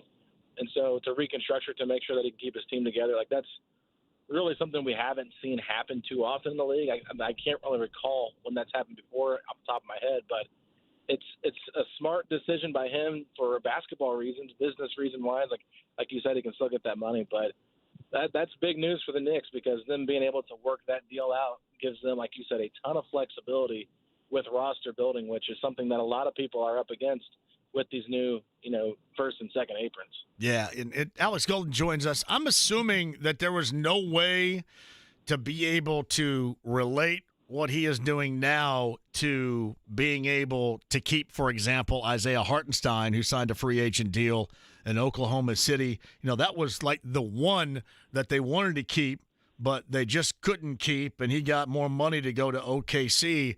Is this something where, because of the timing, it just wasn't going to be possible to be that flexible to be able to keep him at that price? Yeah, I think they were at a certain point they would have gotten to that second apron probably if they brought Hartenstein back. So, this kind of is one of those things where I don't even know if it goes into effect, this new contract this year. It's probably next year that it goes into effect, and that's when the salary cap will increase as well. OG's new extension won't look as bad. Mikal Bridges, I think he'll be an unrestricted free agent next year in 2025, I believe. Maybe if it's not 25, it's 26. But he'll be due for an extension coming up as well. So that, to me, is probably why they did this. Let's try to make as much room possible so we can re-sign or extend Mikal Bridges, who I think is going to be a massive piece for that team moving forward. So that, the extension wouldn't have impacted anything they could have done with Hartenstein to avoid what they were able to pay him. I think they were also limited in how much they could actually give him because of the percentages he was making last year. I forget how all that works exactly wording-wise, but I think they were at a cap of how much they could actually give him. Kind of, if you go back a few years ago, what the Pacers could give Jalen Smith, right? They could only give him so much, where other teams could offer him more, but he took the hometown discount to stay here, and that worked out for him. But I think with Hartenstein, they were only allowed to pay him so much, and OKC just swept in and said, okay, we can give you way more than they can, and that's why I think he ended up ultimately leaving, and also I think it's a good situation for him in OKC too. No, it is. I mean, he can be what he was with New York, because that's basically what they needed. They needed somebody, big man type of defense, somebody that can can rebound, somebody that doesn't occupy the basketball because they have enough people there offensively to occupy the basketball. That would seem like – because they really did in the postseason. They kind of disappointed there at the end of the postseason. They were the number one team out west, and, one of the shortcomings that they felt they had was at that position, and they certainly went hard after that. And obviously, doing what they did and – in getting I can't even think of his name right now from Chicago to kind of to add to that veteran presence that they did also helped them out. So you could kind of see what they were thinking about and what they needed, and it looked like they addressed that this offseason. Yeah, no, they definitely did. I think OKC probably is the winners of the offseason, and they didn't make the splashy move of getting all-star level guys. They got 2 role players to basically fill out the team that they already assembled last year. And I think they're 2 guys that make a ton of sense. Like, if you look at what OKC needed last year, they went out and addressed both of those and both guys in Caruso and Hardenstein. So, honestly, OKC does it again. It just seems like Sam Presti doesn't really have too many misses. And then the contracts they were able to get back for some of their re-signings of players are very, team-friendly contracts as well. So, it's good to see a small market like OKC having success out in the Western Conference, because it maybe gives you a little bit of hope for what Indiana could do as a smaller market here in the Eastern Conference. It's Alex Golden of Setting the Pace. He's on the Andy Moore Automotive Group Hotline. Pacers in the Summer League coming up tonight at 8 o'clock. They embark on their initial contest against Brooklyn again, 8 o'clock later on tonight. I'll get into that in a second, but as far as the moves, the minor moves in this offseason, the major move happened during the season. I guess you could call it a major move and, maxing out Pascal Siakam and bringing him back. But compare that to New York. Compare that to Philadelphia, who were making these major kind of earthquake type of moves in the offseason, which the Pacers certainly have not. Are they, as what you like to talk about all the time, are they keeping pace, you think, with everybody else in the Eastern Conference in the offseason? Yeah, I think Kevin Pritchard, which was great to hear from Kevin Pritchard at Pascal Siakam's press conference. We don't get to hear too much from KP, but I thought what he said when he felt like this team just needed some continuity after so much roster change the last couple of years. I feel like, roster turnover is always fun to talk about if you're doing a radio show or a podcast, right? But sometimes I think that continuity and that chemistry they develop is something they can kind of bank on. Yes. It's a little bit overblown with, they got to make a move, they got to do this, they got to do that. Like, it's fun talk, but it's not necessarily always going to result in everything you want. Look at what Phoenix did when they went out and pretty much gutted their whole roster for Kevin Durant and Bradley Beal, and now they're paying like $400 and some million to be a mediocre team in the Western Conference. And I don't really see a path for them to win the championship either. So I'm just going to put it out there. I think Kevin Pritchard and Chad Buchanan did a good job of letting this team kind of figure it out. Honestly, with Jarris Walker, Ben Mathurin, and everybody else on this team really being so young, you bring Pascal back. But Pascal Siakam was kind of like their offseason move, JMV. Yeah. And they just got it ahead of schedule, and it actually worked out better so they can see what they have and how that fits. And clearly they fit really well. So I've told a couple different people, it's not sexy, but I think it's the right thing to do. Chemistry is so overlooked when it comes to building teams, and I think a team that has chemistry, that knows how to play together, and they all fit this style of play that Rick Carlisle and Tyrese Halliburton have implemented here since he's been here. This is a team that would not shock me if they make it as a top 3 seed in the Eastern Conference this year, just because they don't have to have that learning curve of trying to figure out how they're going to get everybody connected chemistry-wise, and that's going to take a team like Philadelphia, who's new together, some time to figure out. And Indiana might already be ahead of, one step ahead with that ability to just be so connected already. Alex, the position the Pacers are in, let's face it, it's a rarity because you're winning in the now while you're growing with young players in the now. And you're not running out there and getting involved in an off-season free agency type of arms race. To me, that's a benefit. I think most people, especially in this era of, fantasy sports, and you got to be trading, you got to be doing something. To me, you want to keep the talent that you have and let them figure it out. Let them figure it out between Halliburton and Nembhard. Have them on the court at the same time, whatever. I never have understood why you would want to trade talented guys, especially before you've seen one of those guys really evolve. And again, this situation is so rare. I think a lot of people think, well, you got to because these guys occupy, one position and they're not going to be able to play with one another otherwise. And to me, I would view that as categorically inaccurate. Yeah, I think you just got to figure it out. And with the Pacers' offensive system, I think people kind of overlook the positional needs, right? Like, oh, he's not a true shooting guard. Well, they don't only have to, they don't have to have a true shooting guard in their system. I think Tyrese Halliburton's ability to, be a catch-and-shoot guy and play off the ball while Nembhard has the ball in his hands is a benefit, because if you look at this team with Halliburton as like the only primary offensive playmaker, teams can really hone in on that and kind of take him away from it. And now you're struggling to get any offense going, where Nembhard, who is a more a true point guard, he's able to play alongside him.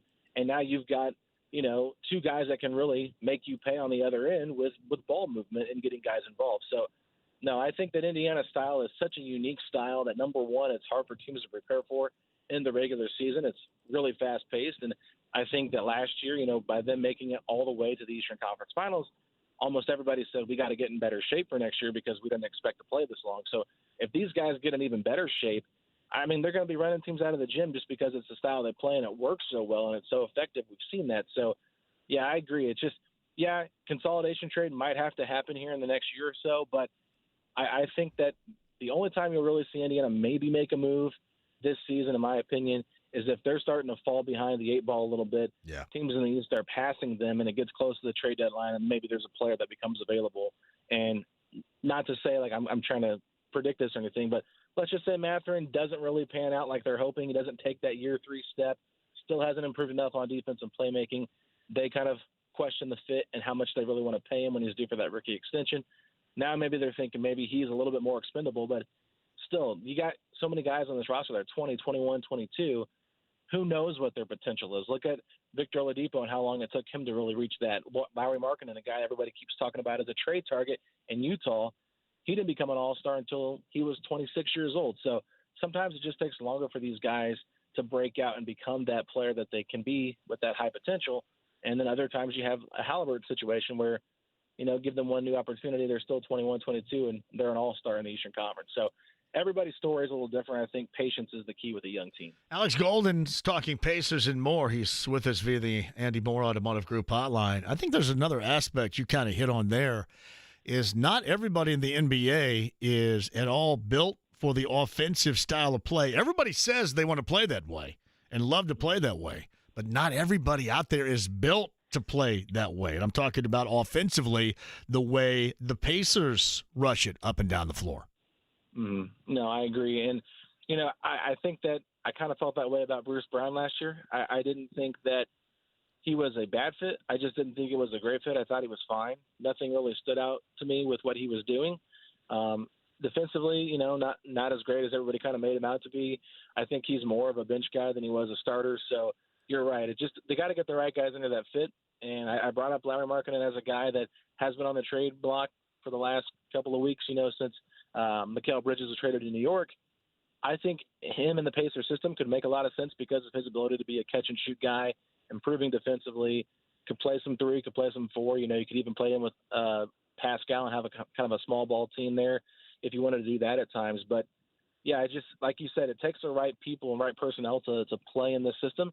And I think that's why you saw a guy like Obi Toppin go from what he was doing in New York to Indiana and just have that much more success in this system because it fits his style of play. All right, so that gets us to where we are right now. So the Summer League starts tonight, and obviously our major focus, Alex, is going to be on Jarris Walker. We'll go back. Did you agree with the Pacers needing to bring back Obi Toppin? Because I certainly did. I'm glad that he is here. I have fought against most people suggesting the Pacers are doing it wrong. You got to give him minutes, he being Jarris Walker, even if he hasn't earned it, because he's a high lottery selection. I completely disagree. I love the way the Pacers are going about it, and part of that process begins later on tonight for Walker. It's a Summer League game, we know that, but part of that stair step to get those rotational minutes and to be a fit on this team consistently starts tonight for Jarris Walker. Yeah, I totally agree, and I definitely agree about the Obi Toppin part. I mean, Obi Toppin fit this team so well.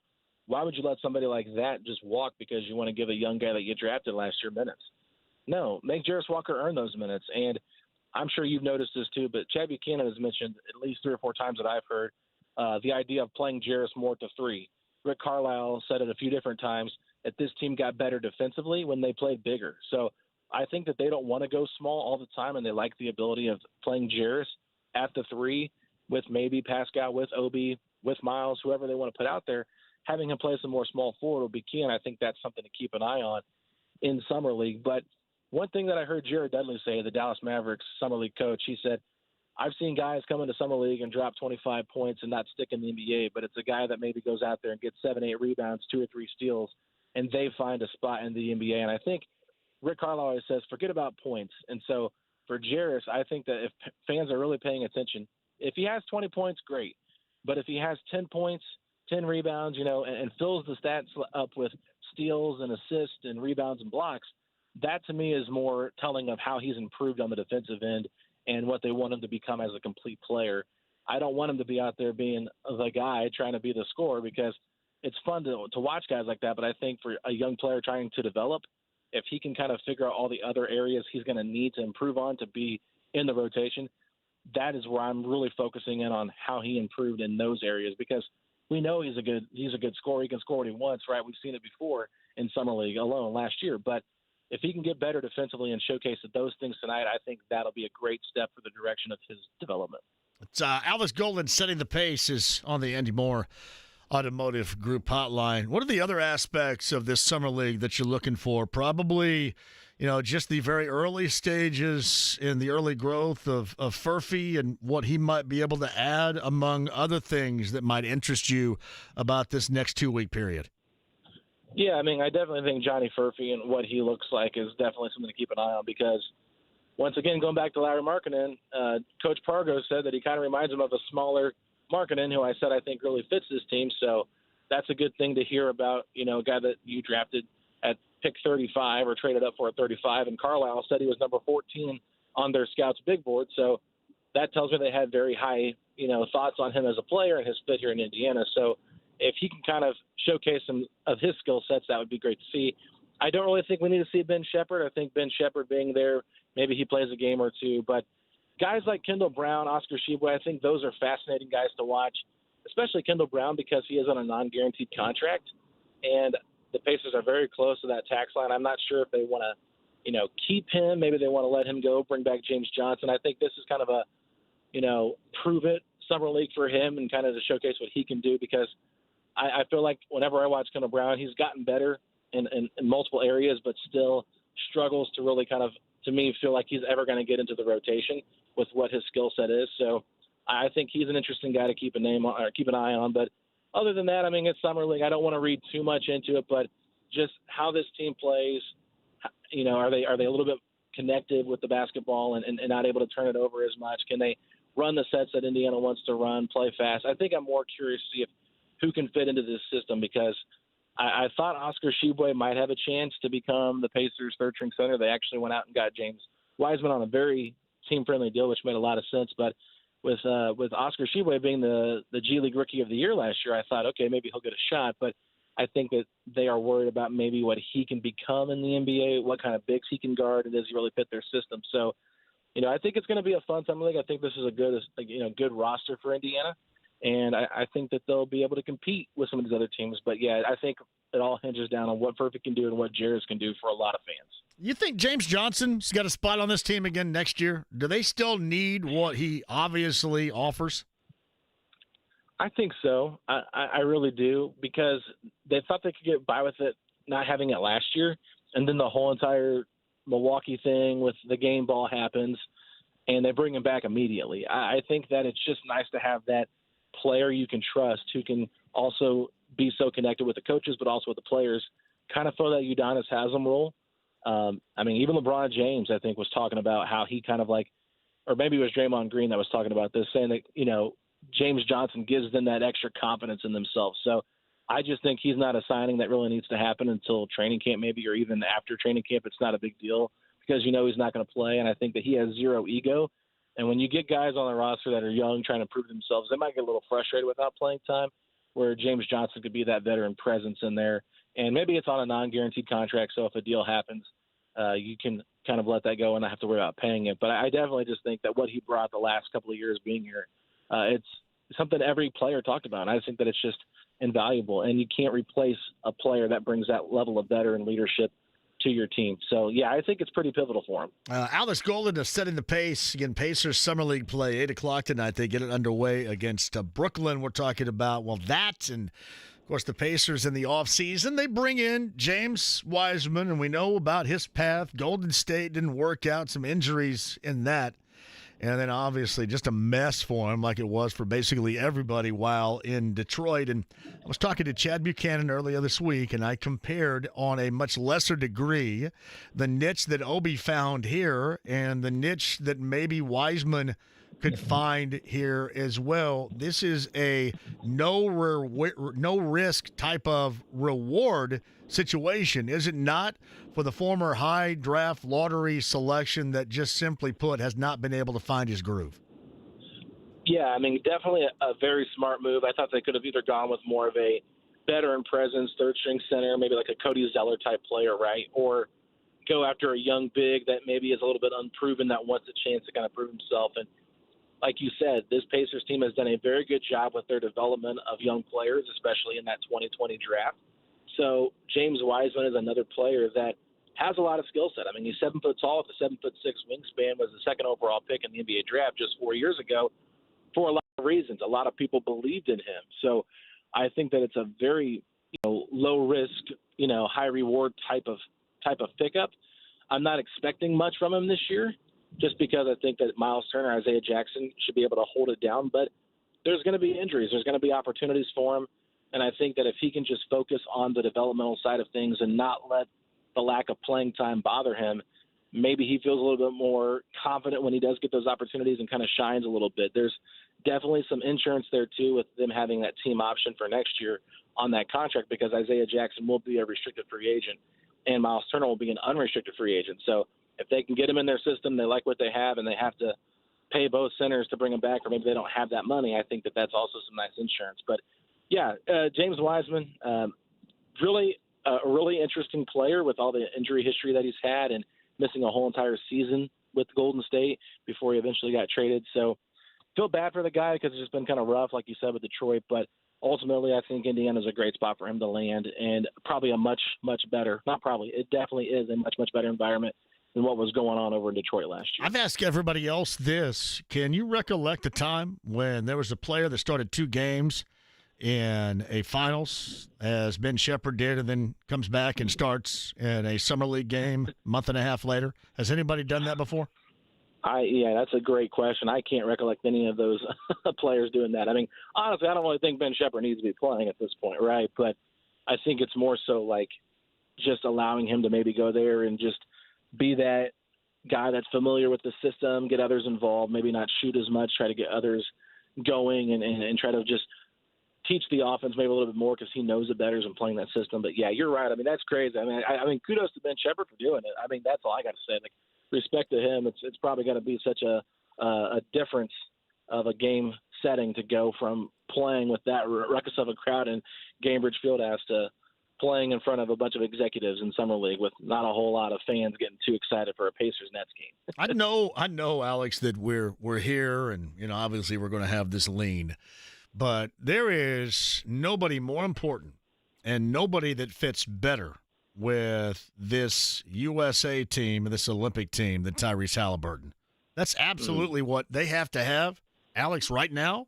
And let's face it, with these alpha dog scores and these, I mean, you're going to have that in the years to come. He is perfect, and you continuously see it when he plays with a group on that level. When he comes in, things just dramatically change for the good.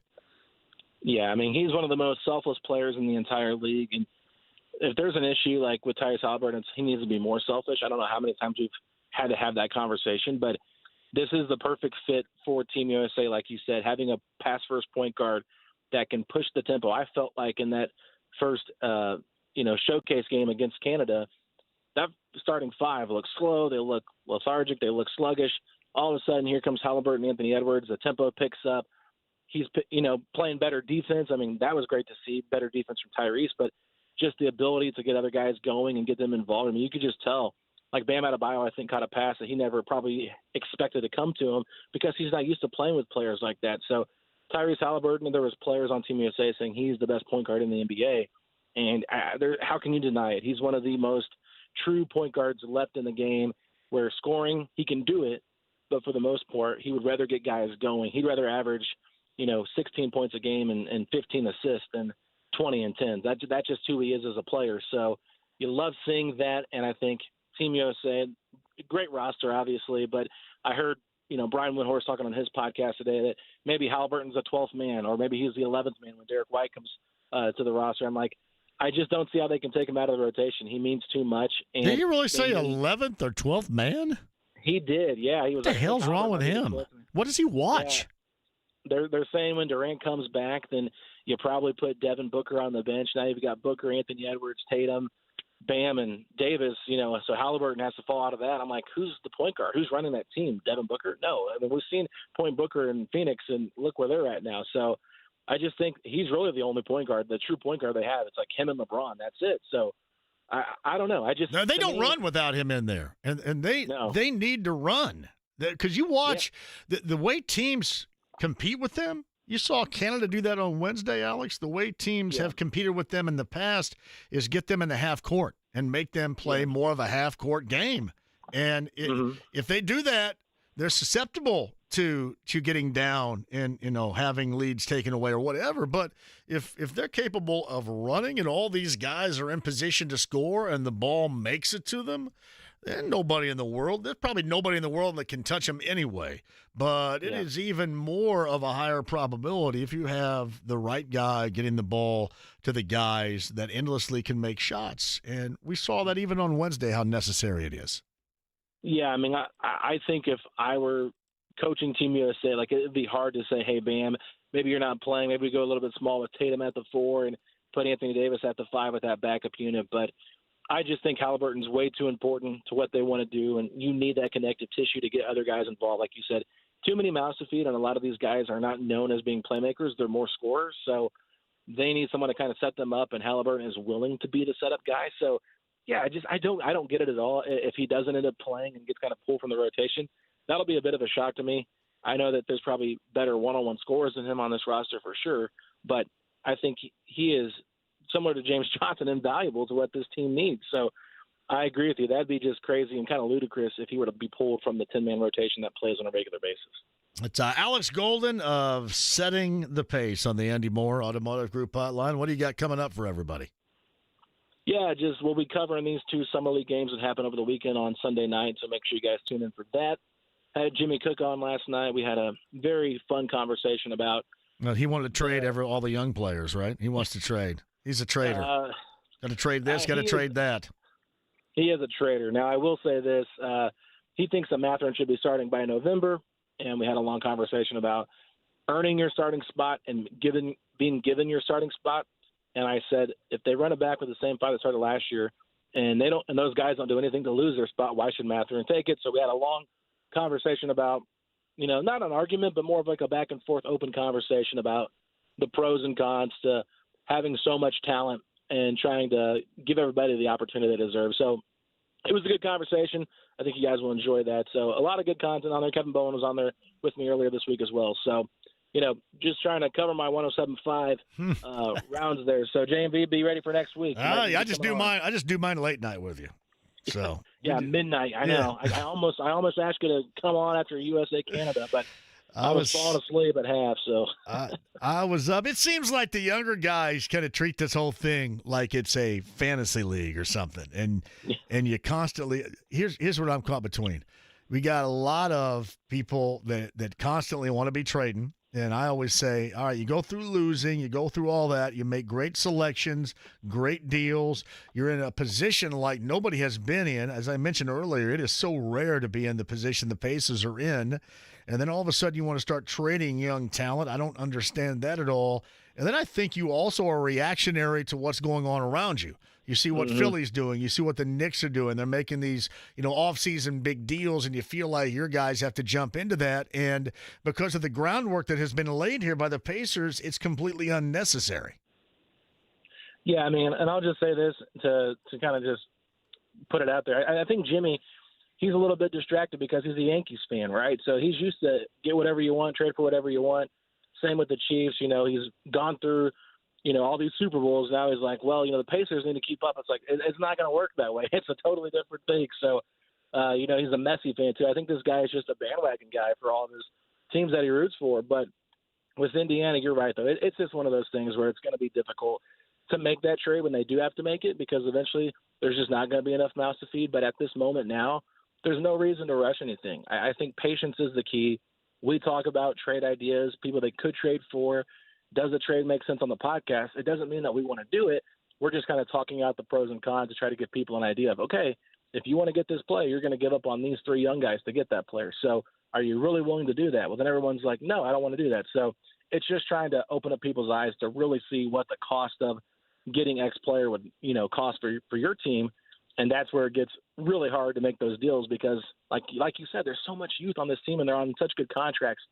Why trade all that to force your window to be so short-sighted and not, far-sighted where you can say, okay, we got this era with Siakam. Once his contract runs out, Halliburton's like 27, 28. We still have a whole nother 6 to 7 years of competitive basketball ahead of us with this young core of Mather and Nembhard, Neesmith, Toppin. Like, it's just this is a great spot for Indiana. There's no reason to rush. It might have to happen eventually where they make an all-in trade, like I said, but for the most part, they're in a great spot. Don't mess it up. Think you're going to watch on the 22nd? You think they offer an extension to Nembhard?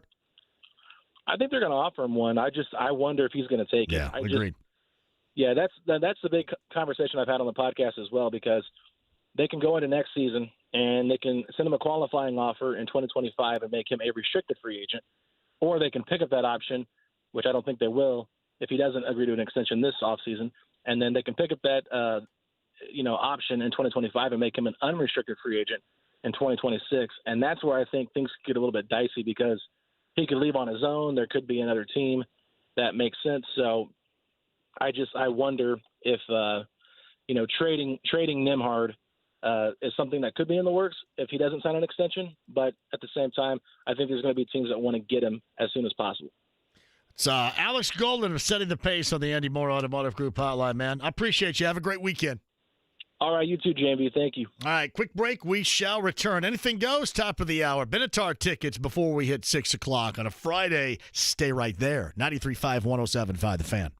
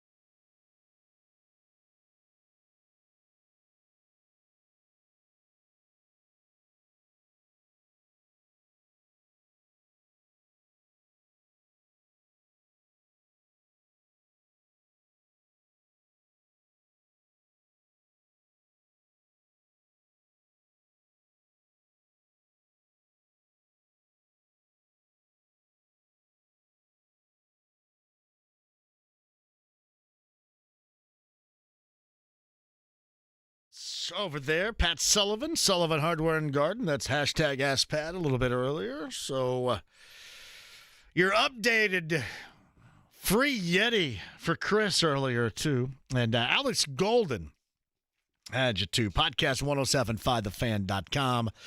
Fever 7:30 at home versus Phoenix tonight. That's on Ion. Again, 305 on DirecTV. Channel 63 over the air if you have an antenna is where you will find Ion and the Fever and the Mercury this evening. Pacers Summer League, Brooklyn and the Pacers out in Las Vegas. That tip is at 8 o'clock. A lot of that conversation with Alex Golden we just had again. Podcast at 1075thefan.com. And keep in mind, top of the hour, it is Anything Goes until about 6:20 tonight. A little Anything Goes on this Friday edition of the show. If you missed some things earlier this week, obviously Chad Buchanan on Monday, Pacer General Manager. You can double back on a podcast to get that. Joey Logano of NASCAR yesterday, among all of our other guests. And Mike Chappell, and hope everything's going okay with Mike and his knee. If you listened to Mike Chappell yesterday, we had the back and forth regarding Jamal Adams. Jamal Adams is the veteran strong safety that signed yesterday in Tennessee, and safety has been a position that we have discussed that is a need for many with the Colts, and a veteran presence need for many regarding the Colts, and a division rival went out and got one of those available veteran strong safeties. And that was Jamal Adams yesterday. And Mike and I had that conversation. All that and more, the podcast at 1075thefan.com. Pat Benatar tickets coming up before the top of the hour. And as I mentioned, Anything Goes after 6. But right now at 239-1070, Jerome is up next. I believe I owe Jerome a little bit of time because we had to bail early the other day. Jerome, how are you? Pretty good, my man. How you doing today? Great. Jerome, go ahead. Hey, man. I'm gonna tell you right now, yeah. James Wiseman's gonna make you guys forget that we even drafted Goga. He's gonna be phenomenal here. Trust me. He just needs to play. You made me go back on some nostalgia, and I got a bone to pick with you, JMV. Okay. I'm gonna have to give you a shoe analyst. You cannot complain about the Akeem Olajuwon, Etonics, the Dreams, when the only place you can buy them was Shoe Carnival for $39.99. Okay. I can't, because they were brutal. I mean, he was one of the great players of the era. And that's the shoe they came up with right there. Hey, man, he gave Olajuwon, gave David Robinson, and Big Shaquille O'Neal the business wearing some $29 Spartans. what did we used to say back in the old days? Guys show up with those brand new shoes on, $100 shoes, dollar game. You know, Yes. I'm telling you, man, the worst shoe I ever wore, man, and you're from the 80s, you'll understand, was either those Wilson Betas or those Spud Webb Pony City Wings. Yeah. Or I'm gonna tell you something. The first $100 shoe that came out was the Abdul-Jabbar Top 10s. They were $100. My parents weren't gonna buy those. So if you wanted the knockoffs, your parents took you to Glendale. You went to Tom McCann, and you got the Jocks High Fives for $59.99. Exactly. Or yes, if you didn't get those, you went to Brendam Wars, and those Omni pumps that Dominique Wilkins wore with the straps on them, those were brutal too. But nothing was more brutal than those Avivas, man. Oh my God. Well, I'll give you some more here too.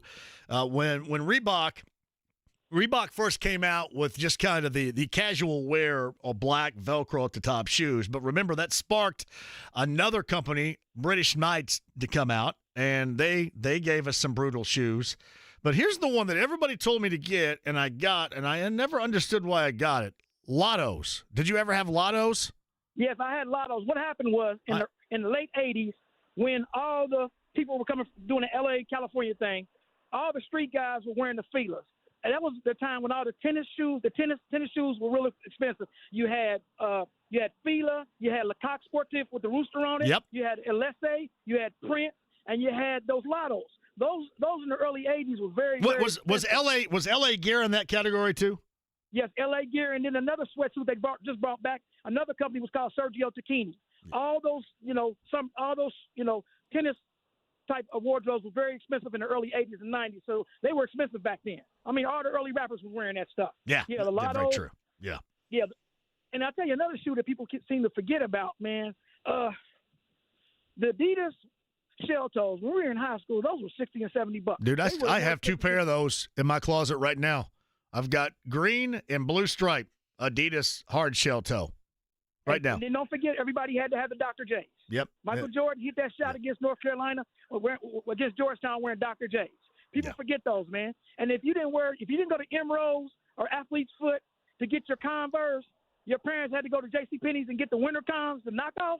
Oh, you got to talk about them too. Well, there's nothing worse than if you had to go to Trax and get the knockoffs of the Adidas at Trax at Kmart. That was a tough one. Well, see, back in the 80s, you learned how to ball on the budget. Shout out to Cash Bargain Center. Man, I got to look up that commercial. I'm assuming that's probably on YouTube somewhere, right? Cash Bargain Center. That was Bargain Hunter's Paradise, Easy Elliott. Man, that place was when you watch like wrestling on Channel 4 or late night Sammy Terry, Cash Bargain Center was all over it. Well, I'm gonna tell you about the Cash Bargain Center. I can't get indicted for it now, but when we were in high school, no, true story. Easy Elliott was a real nice guy. What he did was he got polos, Ralph Lauren shirts, the same ones Ayers, Lazarus, and Blocks got in the early 80s and 90s. He was selling them for like $9 and $12. He might get a shipment. He had to buy from Polo. He might get 1,200 shirts. 500 of them are god-awful, had 3 men on them, had tags tore up in them and everything. But there would be like maybe 600 that were totally perfect. And what you could do is actually get a shirt from Cash Bargain Center. I shouldn't be telling you this, but I'll go ahead. You could actually take it back to Ayers. And back then, Ayers and Lazarus, if the shirt was comparable in their store, they gave you back a full cash refund. They had those. That's when Tommy Hilfiger came out. Those Nautica coats came out. So that's what you did. Man, this may be one of my favorite segments of all time right here.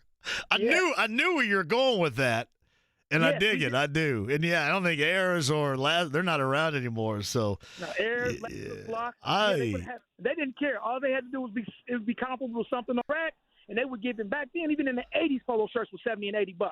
And those Tommy Hilfiger coats, when they first came out, it was Tommy Hilfiger and Gant, and they kind of looked alike. Those Gant Tommy Hilfiger coats were $400 back then, and Ayers would give you cash refund if it even looked like something they had in the store. There's no way that Cash Bargain Center did not have the Michael Jackson Beat It and Thriller jacket for sale at some point, didn't they? Oh, they had that. And I tell you another story that was a close second. When Value City first opened up. Yeah. Value City was so great. This is a true story. You could go in June, put your Christmas stuff in the layaway for $1 down, and come pick it up on Christmas Eve, and it'll still be there for $1. Anybody who knows Value City knows I'm telling the truth. Oh, Cash Bargain Center. That just kind of piqued my interest. Bill's Unclaimed Freight was another one that was all over Channel 4 during Sammy Terry and wrestling. Man, Jerome, that is outstanding right there. I appreciate you. Tell you one more thing, too, man. I found out what gold diggers were going to Glendale. In the early 80s, I won't name the names, Granville waiters, Sidney Lowe, used to hang outside the Galleria where the butterfly was in Glendale by Ayers makeup counter, and all the girls would hang out there. All the Pacers would hang out in Glendale right there. And then they would go downstairs to Burger King. True story. So Granny Waiters and Sidney Lowe, were they in pickup mode there at Glendale Mall at the Galleria? Man. He was 6'11", had on sweatpants and a trench coat. I cannot make this up. And then most of the Pacers, the cool ones, Deadlift Shrimp, Chuck Person, Reggie, those guys on Saturday mornings would go to the legendary Charlie and Barney's and sit in the middle of the restaurant and buy everybody food that was in there. Charlie and Barney's at the practice on Saturdays. Jerome, this was an excellent call, man. I appreciate you. Have a great anytime. Have a great weekend. You too. Cash Bargain Center. That is for the win, Jerome. Send it in, Jerome. I found like Raftery back in 1988 or whatever. That's great. I got to find that. See, when I do JMV Takeover, I throw in something called Vintage Indie, if you guys listen. And I do vintage, and I do all these old commercials. Like I have, the hell do I have? Mickey the Beeper King commercials. I have old Dave Mason commercials. What was the place down in Whiteland? Remember Van Slikes? I have a Van Slikes commercial in there too. I need a cash bargain center, though. Big time. Jerome, well done. Quick one, we'll come back. Some Anything Goes. That kind of sounded like a great appetizer for Anything Goes coming up at the top of the hour. Sit right there. 93.5, 107.5 The Fan.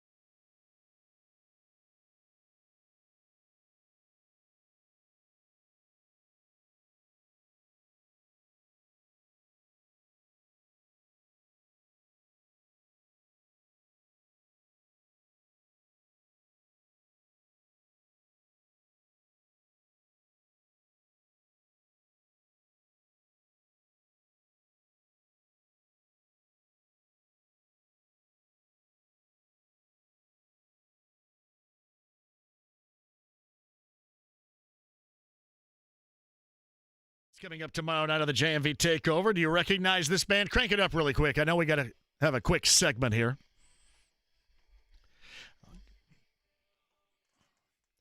This is the one-hit wonder alternative band out of Champaign, Illinois, known as Hum. The song is Stars.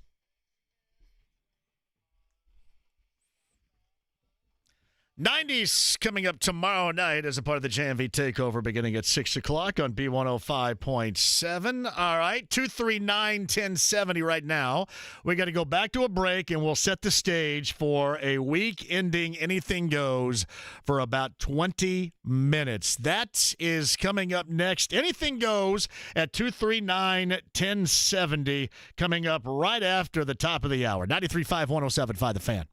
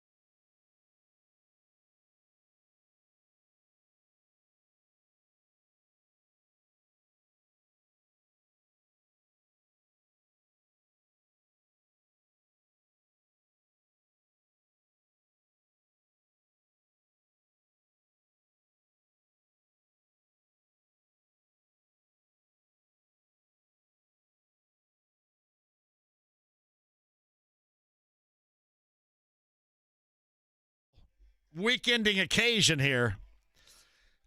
So if you're on your way to the Fever Mercury game, you can dial us up at 239-1070 and do a little Anything Goes. Nathaniel will answer, and I'll put you on here. Plenty to talk about, I think. I thought Jerome did a hell of a job of getting Anything Goes started at the end of the hour with the Cash Bargain Center reference. Man, that's great. That is old school. That is vintage indie right there. 239-1070. Whatever you want to talk about for the next 20. That, of course, in front of the last word with Matt Taylor, the Gorman, and Casey Valier. The last word, bottom of the hour, me and you, and Anything Goes until then. And as I mentioned tonight, this quick reminder, Fever Mercury 7:30 Cambridge Fieldhouse. You can see it on Ion. 305 DirecTV, 63 if you have an over-the-air antenna working in your place. And you got the Pacers Summer League action tonight. 8 o'clock is that tip against the Brooklyn Nets Las Vegas Summer League for the blue and gold tonight. So we remain busy. Pat Sullivan, hashtag Ask Pat a little bit earlier. Alex Golden of Setting the Pace with podcast at 1075thefan.com, including yesterday from NASCAR Team Penske, Joey Logano. He was on the show, and Pacer General Manager Chad Buchanan earlier in the week. All right, let's get going. A little anything goes at 239-1070. And Jay is going to lead us today. Hello, Jay. How are you? What's up, John? I was the one who called you about my Cincinnati Reds road trip. You did, buddy. You laid that out. That was a fantastic call, too. I forgot to tell you, I got a bobblehead doll. My brother paid $5 to spin the wheel. Yes. And he got me a Glenn Bragg's bobblehead. Oh, that's badass right there. Glenn Bragg's was a badass, Jay. That's awesome. But I wanted to tell you, Mickey the Beeper King, known as Mickey Levy, I used to be his neighbor at College Courts of Nora about 15 years ago. He's a great guy. Great. And telling you what, had one of the legendary commercials in the 1990s as Mickey the Beeper King. I think mostly in the 90s. It may have also been in the early 2000s, but my memory started with him and those commercials in the 90s. Love it. He's a great guy. He gave me a couple rides to work when my car was in the shop. Yeah, that's what we do. A little vintage indie right there with Mickey the Beeper King of the JMV Takeover tomorrow night. Just one more thing. Yes. I saw the Pacers used to practice at the JCC in the early to mid 80s. Right. And I saw, and I tried to forget about it as soon as I saw it. I saw Granville Waiters nude in the locker room.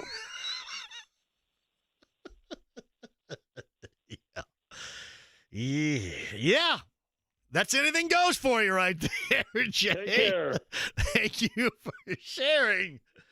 I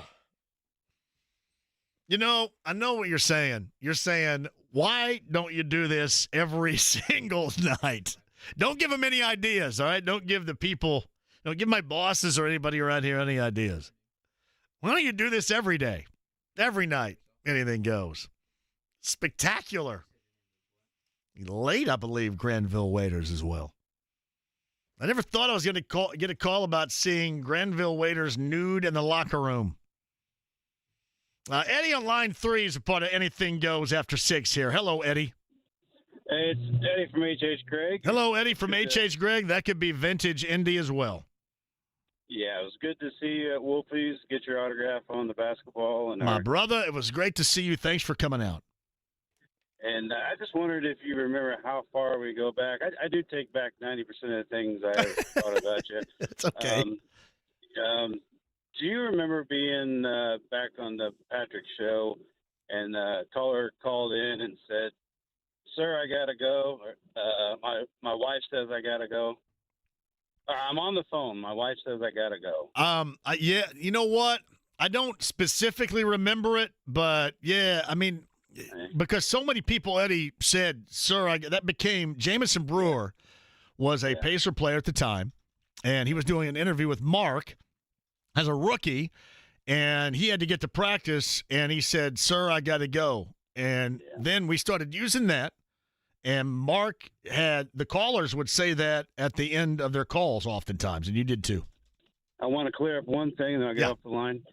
My beef started with you 9 years ago, and what it was, which I overblown it from what it is I would call and I would get 2 words in as a question, and then you would start talking, and then either you or the operator would disconnect me before I really get to my point. So that was what griped me.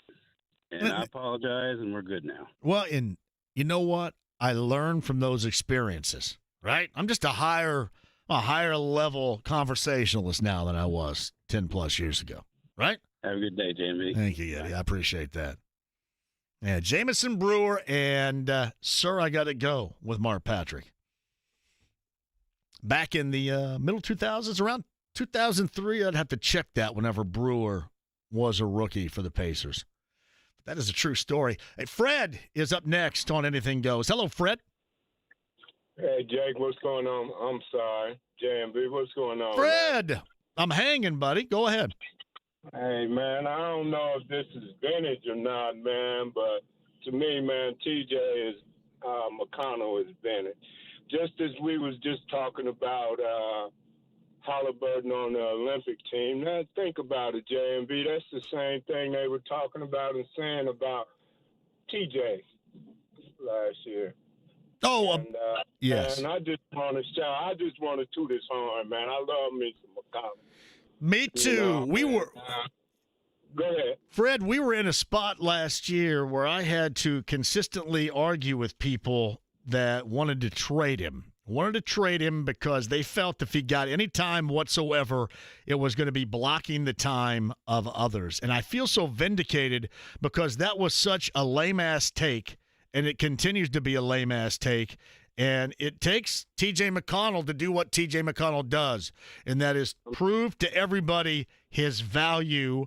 And you can argue that no Pacer did more of that over the course of the season because he not only did that to the fans like I had to deal with, but he did that to Rick Carlisle. Because Rick Carlisle had him out of the rotation and talked about how emotional he was when he had to tell him that he wasn't going to be a part of the rotation. And then by the end of the season, when it really mattered, when it really counted, we saw how exceptionally valuable he was. And we were right about that, Fred. Yes, sir, man. And, Rick is a big chief on earning time, to get on the floor. Man, for all these young cats, man, they're going to have a battle trying to get TJ numbers. Yeah, no question about that. But, yeah, man, and I was listening earlier when your boy was talking about Cash Bargain Center. Man, I come up, man, my dad, man, wore Stacey Adams all the time, and I wanted some so bad. They were too expensive in the other store. Man, you could go to Cash Bargain Center and get you a nice pair of knobs, man, $19.99. I love it, Fred. I love Cash Bargain. I spent once upon a time, I remember going to the athletic department sporting goods store. Remember that? True. So I go to the athletic department in the Bloomington Mall, and I pay $40 for a pair. That's when everybody was wearing spandex under their shorts in the early 90s. And I had to get Lecoq Sportif spandex to wear under my shorts for $40. And I know damn straight I could have gone to Cash Bargain Center and got much more of a deal than the athletic department back then. I don't know about that, Jake. I don't know if they had them in the hood, though. I guarantee you, Fred, they had Lecoq Sportif there. Guarantee it. Yeah, I'll say you. All right, John. All right, boss. Yeah, Fred, thanks for the call. Lecoq Sportif. Anybody else out there wear spandex underneath their shorts? Well, you're Andre Agassi. I think I'm going to go out there and look like Andre Agassi. And this is like in basketball. Because really, and some dudes would just go ahead and rock those spandex from Lecoq Sportif without shorts over, and that's dangerous right there. Because you're basically, if you're not Baryshnikov, I mean, you're showing the entire world what the hell's going on. Lecoq Sportif. Darnell's on line 5, a part of Anything Goes. Hello, D. Hey, John, how you doing? How's the Thunder doing on this day? John, well, I did send you a text, but tomorrow's our last fundraiser. But I have a couple things for you real quick. But hey, Cash Bargain Center is legit, dude. Another vintage commercial you can find for your vintage stuff on JMV Takeover is the grocery store. If anybody remembers, Porky Lane. See, I don't have a recollection of that. Why not? Oh, John, it's legit. The grocery store, Porky Lane. We used to my late grandfather. We used to go there every Saturday. There was a commercial. Porky Lane was right there on the front of it. Porky I'll Lane, look for it when I'm done here too, because I'm gonna look for some more. Look for that, man. But no, John. Yeah, Cash Bargain Center was definitely legit. That was a good one from Jerome. Yeah, No, it was. And then Airway was legit as well. Airway before Target. You know what I mean? Airway. Yeah, I have So, one. Airway. I have one, and you could probably from the '90s, and it was. Oh man, now I can't even think of it. It was like a stereo place. God dang it! I'll think of it in a second. Sam Goody, was it, John? It was not Sam Goody. It was a stereo place that was around here. Now I had it a minute ago, and I completely forgot it. I'll remember it before the end of the show. But real quick, so yeah, I sent you a text. So yeah, tomorrow's our big fundraiser, our last fundraiser, and John, it has to be a tavern tour stop or whatever. So it's the Pawn Shop Pub on East 54th Street. Those guys are really, really good. You have to get out there. They got everything you need. You need to have Romeo or whatever. Get out there. This is on the north side. So we have a big fundraiser tomorrow from 4 to 8. All types of raffle tickets and stuff going. Trying to get the Thunder. The last bit of the last chance. Get us over to Hump. Get us over to Hump to get to the World Series, which is in a week or so. I'd like to come over and talk to you about it next week. Yeah, we're trying to go for ring number 6, man. Well, my brother, I appreciate you, and I bet I'll talk to you tomorrow night, too. Give me a Jodeci. Give me a Jodeci request tomorrow night, would you? I got one for you, Johnny. But like I said, Cash Bargain Center, look up Porky Lane, my man. Porky Lane. Thank you, Darnell. I appreciate that. I'm going to look that up. I haven't heard that. Hi-Fi Buys. Ooh, that's a good one, Joe Koppel. That's not it.